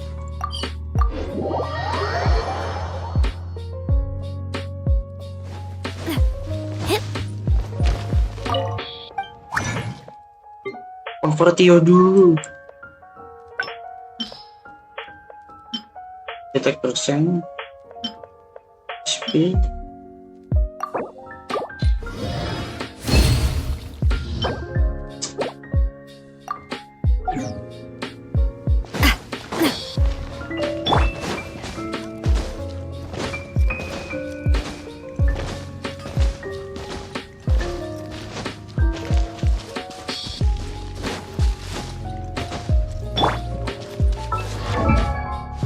Kita main artefak cuy.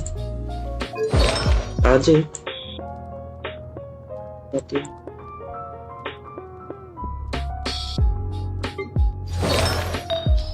Ini kayak ada bunga kritim lagi.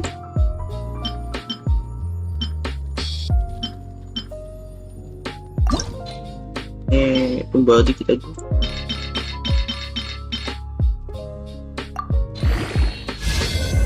Persen nggak masuk.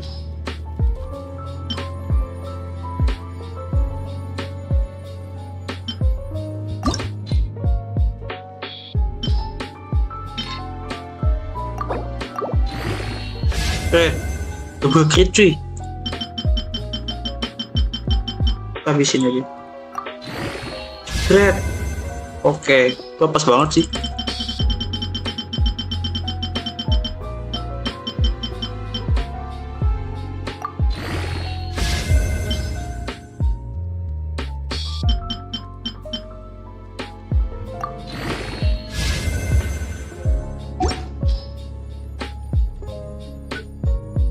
Bunga baru lagi.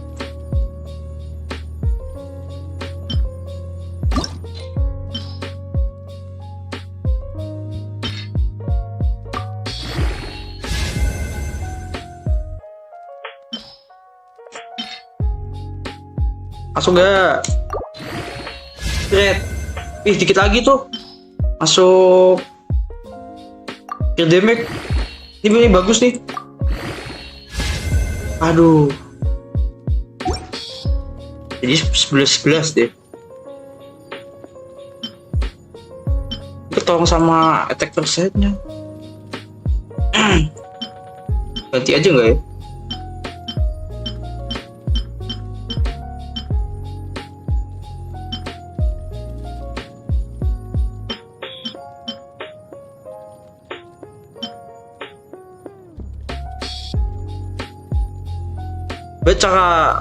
Caranya ngetes langsung sih. Kayak kalau damage kita simpan dulu untuk sementara, berarti kita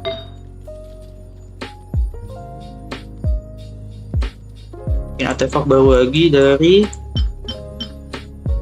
Steam Begadang. Bang ini mau selesai sebenarnya, Bang absen, Bang Rida Soman. Ini mau selesai Bang, malah gua karena emang baru selesai aja sih. Film.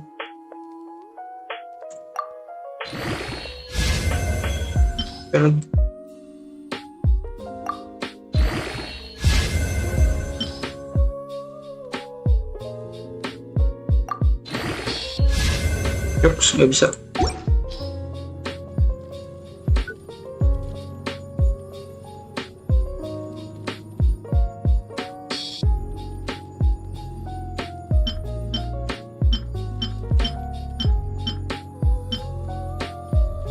Tapi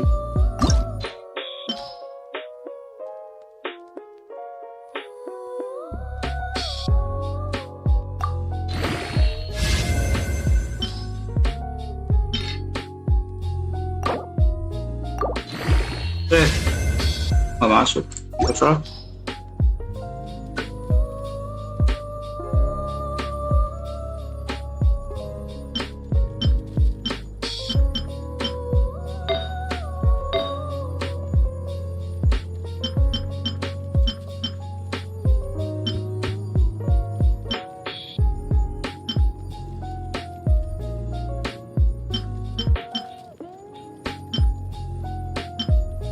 Satu lagi ya, bikin damage-nya cuy.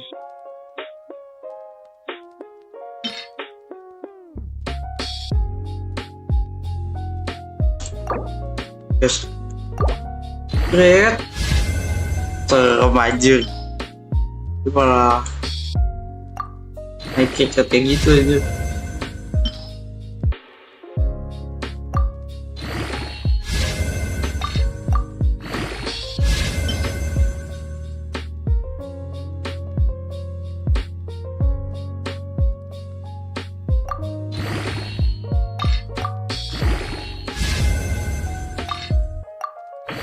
Spread. Oh, sapa banget cuy. Dibandingin sama ini berarti menang ini sih. Terus menang nggak usah. Oke, itu akhir dari stream ini kayaknya.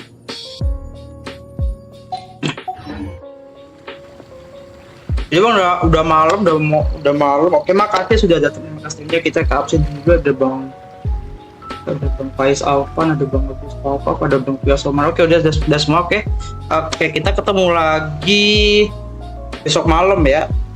Besok malam sama Kamis. Oke. Ada pagi itu aja, sampai gak ada lagi kayaknya. Oke, mas sekali lagi makasih yang sudah datang. Sampai jumpa di stream selanjutnya.